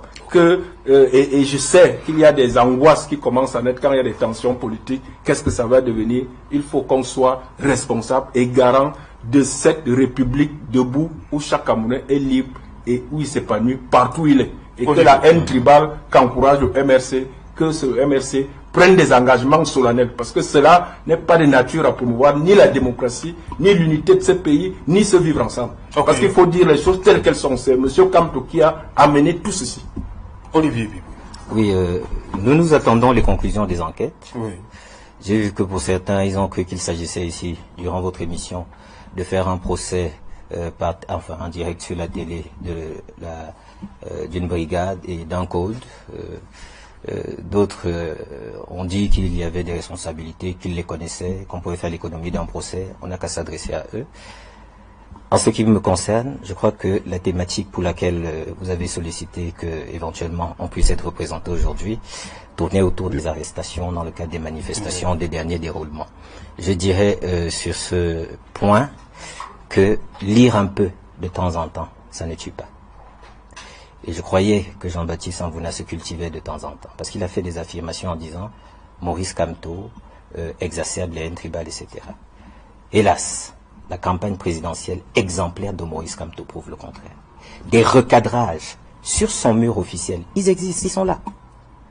Les 5 règles d'or de l'usager d'Internet, des réseaux sociaux, les fameuses 5 règles d'or, le fait de dire, moi j'étais à Bafoussam, Oui. Durant le meeting de Bafoussam, le président élu, Maurice Kamto, prend le micro et vous savez ce qu'il dit? C'est en live, ça existe aussi. Il dit, n'allez pas me lire sous prétexte que je suis votre frère. Ok. Il l'a dit. Mais ça, Jean-Baptiste Samvouna, avec sa mémoire sélective, il ne veut pas s'en souvenir. Il ne veut pas l'évoquer. Parce que eux, par contre, il n'y a eu aucun recadrage. Ce n'est pas juste c'est pas des jeux de mots. Okay. Je vous demande si les comptes qui les représentent, s'il y a eu l'équivalent, il n'y en a pas eu. Donc je dirais simplement sur ce plan-là que vivement que les prisonniers politiques qui ont été arrêtés soient libérés, en tête desquels ceux qui ont accompagné Maurice Kamto. Et à la fin, comme il le désire lui-même, être sorti de là le dernier.